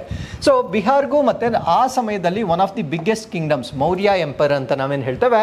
So it was founded by Chandragupta Maurya in 4th century BC. ಅಂದರೆ ಬಿಹಾರ್ನಲ್ಲಿ ಸೊ ಈ ಒಂದು ಮೌರ್ಯನ್ ಎಂಪೈರ್ ಅನ್ನ ಫೌಂಡ್ ಮಾಡಿರ್ತಕ್ಕಂಥ ಒಂದು ಪ್ರದೇಶ ಕೂಡ ಬಿಹಾರ ಆಗಿರುತ್ತೆ. ಸೊ ಈ ಒಂದು ಪ್ರದೇಶವನ್ನು ನಾವು ಬುದ್ಧಿಸ್ಟ್ಗೆ ಸಂಬಂಧಪಟ್ಟಂತೆ ಕೂಡ ನೆನ್ಪಿಟ್ಕೊಳ್ಬೇಕಾಗಿರುತ್ತೆ. So major centre for Buddhism. So ಬುದ್ಧಿಸಮ್ಗೆ ಪ್ರಮುಖವಾಗಿರ್ತಕ್ಕಂಥ ಒಂದು ಕೇಂದ್ರವಾಗಿರುತ್ತೆ.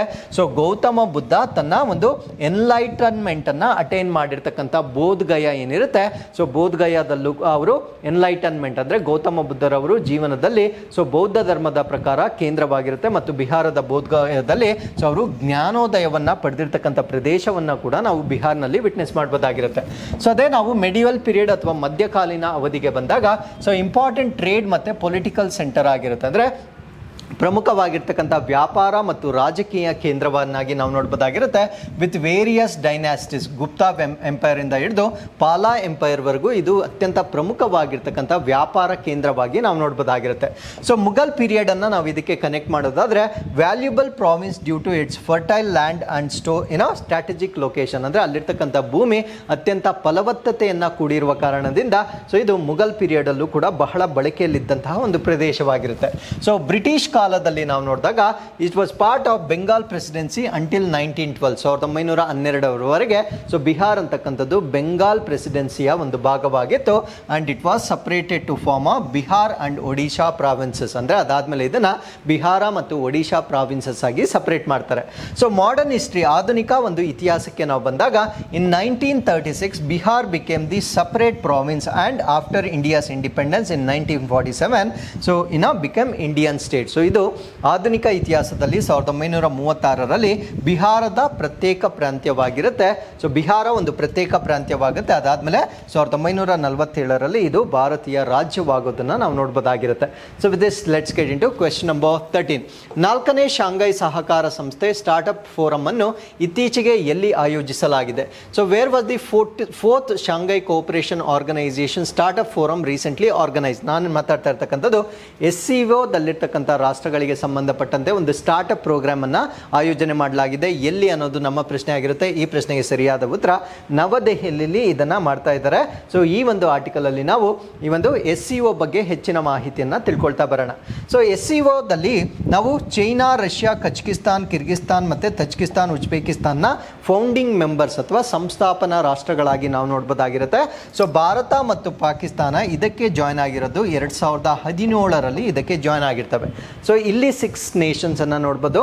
ಅದಾದ್ಮೇಲೆ 7th India and 8th Pakistan, 8 ರಾಷ್ಟ್ರಗಳನ್ನ ನಾವು ಮೆಂಬರ್ಸ್ ಆಫ್ SCO ಆಗಿ ನೋಡ್ಬೋದಾಗಿರುತ್ತೆ. ಬಹಳ ಇತ್ತೀಚೆಗೆ ಈ ಒಂದು ಪಟ್ಟಿಗೆ ಸೇರಿಕೊಂಡಿರ್ತಕ್ಕಂಥ ರಾಷ್ಟ್ರ ಯಾವುದು ಅಂದ್ರೆ ಇರಾನ್ ಕೂಡ ಈ ಒಂದು SCOಗೆ ಮೆಂಬರ್ ನೇಷನ್ ಆಗಿರುತ್ತೆ. ಸೊ ಹಾಗಿದ್ರೆ ಪ್ರಸ್ತುತವಾಗಿ SCO ದಲ್ಲಿರ್ತಕ್ಕಂಥ ಮೆಂಬರ್ ನೇಷನ್ಸ್ ಎಷ್ಟಾಗಿರುತ್ತೆ ಅಂದ್ರೆ 9 ಮೆಂಬರ್ ನೇಷನ್ಸ್ ಆಗಿರುತ್ತೆ. ಸೊ ಇನ್ನೊಂದು ಕಂಟ್ರಿ ಕೂಡ ಪ್ರೋಸೆಸ್ ಅಲ್ಲಿದೆ. ಆ ಪ್ರೋಸೆಸ್ ಅಲ್ಲಿರ್ತಕ್ಕಂಥ ಕಂಟ್ರಿ ಯಾವುದು ಅಂದ್ರೆ ಬೆಲಾರಸ್ ಕೂಡ ಈ ಒಂದು ಪ್ರೋಸೆಸ್ ಆಫ್ ಜಾಯ್ನಿಂಗ್ ಪ್ರೊಸೀಜರ್ ಅಲ್ಲಿ ನಾವು ನೋಡಬಹುದಾಗಿರುತ್ತೆ. ಸೊ ಇದು ಮೆಂಬರ್ಸ್ಗೆ ಸಂಬಂಧಪಟ್ಟಿರ್ತಕ್ಕಂಥ ಒಂದು ಮಾಹಿತಿ ಆಗಿರುತ್ತೆ. ಸೊ ಈಗ 4th SCO ಸ್ಟಾರ್ಟ್ಅಪ್ ಫೋರಂ ಅನ್ನ ನವದೆಹಲಿಯಲ್ಲಿ ಕಂಡಕ್ಟ್ ಮಾಡ್ತಾ ಇದ್ದಾರೆ. ಸೊ ಸ್ಟಾರ್ಟ್ಅಪ್ ನ ಇನ್ಕ್ರೀಸ್ ಮಾಡಲಿಕ್ಕೆ ಅಥವಾ ಇಕೋಸಿಸ್ಟಮ್ ನ ಡೆವಲಪ್ ಮಾಡ್ತಕ್ಕಂಥದ್ದು ಇದರ ಉದ್ದೇಶವಾಗಿರುತ್ತೆ. ಸೊ SCO ಮೆಂಬರ್ ಸ್ಟೇಟ್ಸ್ ಯಾವ್ದ್ಯಾವ್ದು ಅಂತ ಹೇಳಿದ್ದೇನೆ. China, Russia, India, Pakistan, Kazakhstan, Kyrgyzstan, Tajikistan, Uzbekistan ಮತ್ತೆ ಇರಾನ್ ಕೂಡ ಈಗ ಸೇರಿಕೊಂಡಿರ್ತಕ್ಕಂಥ ಒಂದು ರಾಷ್ಟ್ರವಾಗಿರುತ್ತೆ. ಸೊ ಇದನ್ನ ನಾವು Eurasian political, economic and security alliance ಅಂತ ಕರೀತೇವೆ. ಅಂದರೆ ರಾಜಕೀಯವಾಗಿ, ಅದಾದ್ಮೇಲೆ ಆರ್ಥಿಕವಾಗಿ ಮತ್ತು ಭದ್ರತೆಯ ಕಾರಣದಿಂದ ಒಂದು ಕೋಆಪರೇಷನ್ ಅನ್ನ ವ್ಯಕ್ತಪಡಿಸ್ತಕ್ಕಂಥ ಒಂದು ಗುಂಪನ್ನು ನಾವು SCO ಅಂತ ಕರಿತೇವೆ. ಸೊ ಇದು ಸ್ಥಾಪನೆ ಆಗಿರ್ತಕ್ಕಂಥ ವರ್ಷ 2001. So it was founded in the year 2001ನಲ್ಲಿ ಇದನ್ನ ಸ್ಥಾಪನೆ ಮಾಡಿರ್ತಾರೆ. ಸೊ ಇನ್ ಶಾಂಘೈ ಚೈನಾದಲ್ಲಿ ಇದನ್ನ ಸ್ಥಾಪನೆ ಮಾಡ್ತಾರೆ. So leaders of China, Kazakhstan, Kyrgyzstan, Russia, Tajikistan ಮತ್ತೆ ಉಜ್ಬೇಕಿಸ್ತಾನ್ ಇಷ್ಟು ರಾಷ್ಟ್ರಗಳು ಸ್ಥಾಪನೆ ಮಾಡಿರ್ತಕ್ಕಂಥ ಒಂದು ಅಸೋಸಿಯೇಷನ್ ಇದಾಗಿರುತ್ತೆ. So it was originally formed as the Shanghai 5 grouping in 1996. 1996ರಲ್ಲಿ ಸೊ ಇದು ಮೂಲತಃವಾಗಿ ಶಾಂಘೈ 5 ಗ್ರೂಪಿಂಗ್ ಅಂತ ಪ್ರಾರಂಭ ಆಗಿತ್ತು. ಅದಾದ್ಮೇಲೆ SCO ಅಂತ ಇದನ್ನ ಬದಲಾವಣೆ ಮಾಡಿಕೊಳ್ಳಲಾಗುತ್ತೆ. So addresses border security and demilitarisation, ಅಂದ್ರೆ ಇದನ್ನ 5 ಗ್ರೂಪ್ ಅಲಯನ್ಸ್ ಅಂತ ಏನಕ್ಕೆ ಮಾಡಿದ್ರು ಅಂದರೆ ಸೆಕ್ಯೂರಿಟಿ ಭದ್ರತೆಯ ಕಾರಣದಿಂದ ಮತ್ತು ಸಶಸ್ತ್ರೀಕರಣವನ್ನು ಪರಿಹರಿಸಲು ಸ್ಟಾರ್ಟ್ ಆಗಿರ್ತಕ್ಕಂಥ ಒಂದು ಗುಂಪಿದಾಗಿರುತ್ತೆ. ಸೊ ಅದಾದಮೇಲೆ ಮೆಂಬರ್ ಸ್ಟೇಟ್ಸನ್ನು ನಾವು ನೋಡೋದಾದರೆ ಪ್ರಸ್ತುತವಾಗಿ we can see 9 member state. ಆ 9 ರಾಷ್ಟ್ರಗಳು ಯಾವುದು ಅಂತ ನಮ್ಗೆ ಆಲ್ರೆಡಿ ಗೊತ್ತಾಗಿದೆ. ಸೊ ಇದರಲ್ಲಿ ನ್ಯೂ ಎಂಟ್ರಿ ಯಾವುದಾಗಿರುತ್ತೆ ಅಂದರೆ ಇರಾನ್ ಇದಕ್ಕೆ ಸೇರಿಕೊಂಡಿರ್ತಕ್ಕಂಥ ಹೊಸ ರಾಷ್ಟ್ರವಾಗಿರುತ್ತೆ. ಸೊ ಭಾರತ ಮತ್ತು ಪಾಕಿಸ್ತಾನ್ ಈ ಒಂದು ಅಸೋಸಿಯೇಷನ್ಗೆ 2017 ಅಥವಾ 2017ರಲ್ಲಿ ಸೇರ್ಕೊಂಡಿರ್ತವೆ. ಸೊ ಇದಕ್ಕೆ ಕೆಲವೊಂದು ರಾಷ್ಟ್ರಗಳು ಅಬ್ಸರ್ವರ್ ಸ್ಟೇಟಸ್ ಅನ್ನು ಹೊಂದಿರ್ತವೆ. ಅಬ್ಸರ್ವರ್ ಸ್ಟೇಟಸ್ ಬಂದು ಅಫ್ಘಾನಿಸ್ತಾನ್, ಬೆಲಾರಸ್ ಮತ್ತು ಮಂಗೋಲಿಯಾ ಆಗಿರುತ್ತೆ. But Belarus is almost on the way to become the member of SCO. So ಇದು SCOದ ಸದಸ್ಯ ರಾಷ್ಟ್ರವಾಗ್ತಕ್ಕಂಥ ಒಂದು ಸಾಧ್ಯತೆಯನ್ನು ನಾವಿಲ್ಲಿ ಹೇಳ್ಬೋದಾಗಿರುತ್ತೆ. So these countries participate in SCO meetings, ಅಂದರೆ ಈ ಒಂದು ಅಬ್ಸರ್ವರ್ ಸ್ಟೇಟ್ಸ್ ಏನಿರ್ತವೆ ಸೊ ಇವು ಕೂಡ SCOಗೆ ಸಂಬಂಧಪಟ್ಟಂತೆ ಯಾವುದೇ ಸಭೆಗಳಲ್ಲಿ ಪಾರ್ಟಿಸಿಪೇಟ್ ಮಾಡ್ತಕ್ಕಂಥ ಅವಕಾಶವನ್ನು ಪಡೆದುಕೊಂಡಿರ್ತವೆ. So with this let's get into question number 14.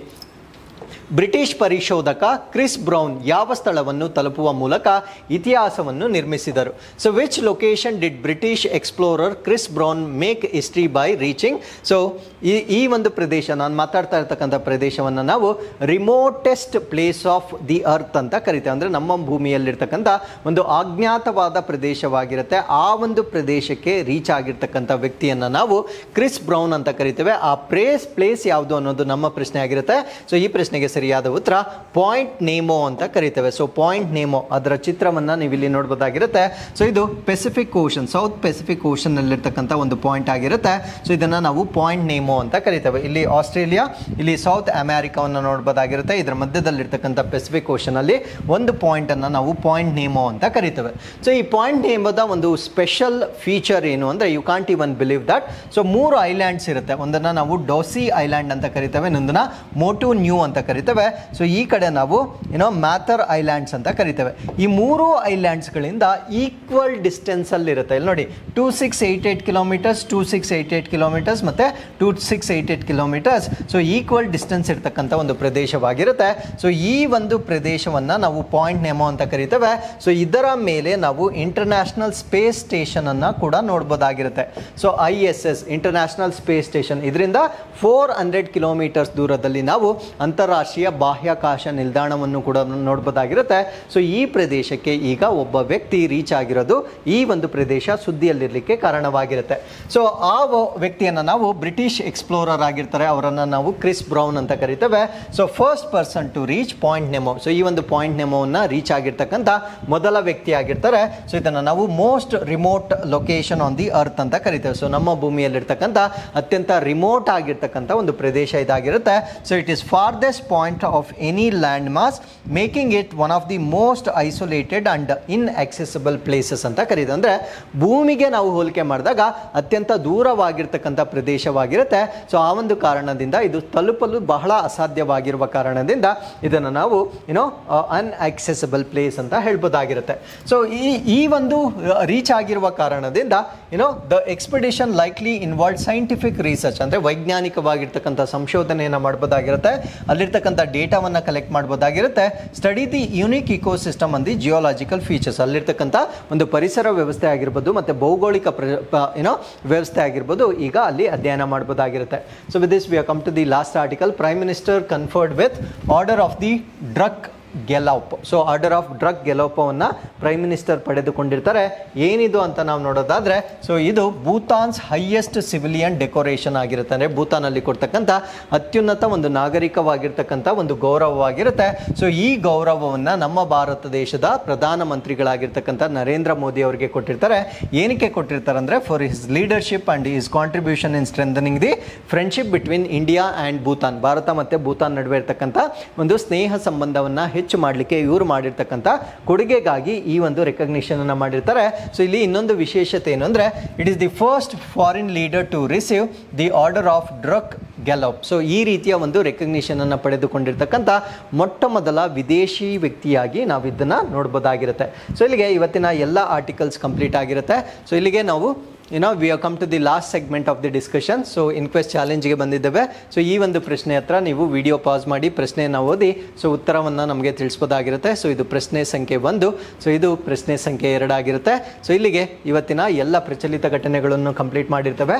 So ಮಿಕ್ಕಿದ ಬ್ಯಾಲೆನ್ಸ್ ವೀಡಿಯೋಸ್ಗಳನ್ನು ಕಂಪ್ಲೀಟ್ ಮಾಡ್ತಾ ಸೊ ನಾಳೆಯಿಂದ ಡೇ ಟು ಡೇ ಕರೆಂಟ್ ಅಫೇರ್ಸನ್ನು ನಾವು ರೆಗ್ಯುಲರ್ ಆಗಿ ಡಿಸ್ಕಸ್ ಮಾಡ್ತಾ ಬರ್ತೇವೆ. ಸೊ ಇಲ್ಲಿಗೆ ಇವತ್ತಿನ ಸೆಷನ್ ಕಂಪ್ಲೀಟ್ ಆಗಿರುತ್ತೆ. Thanks for watching. Once again I will meet you in next current affairs. Thank you.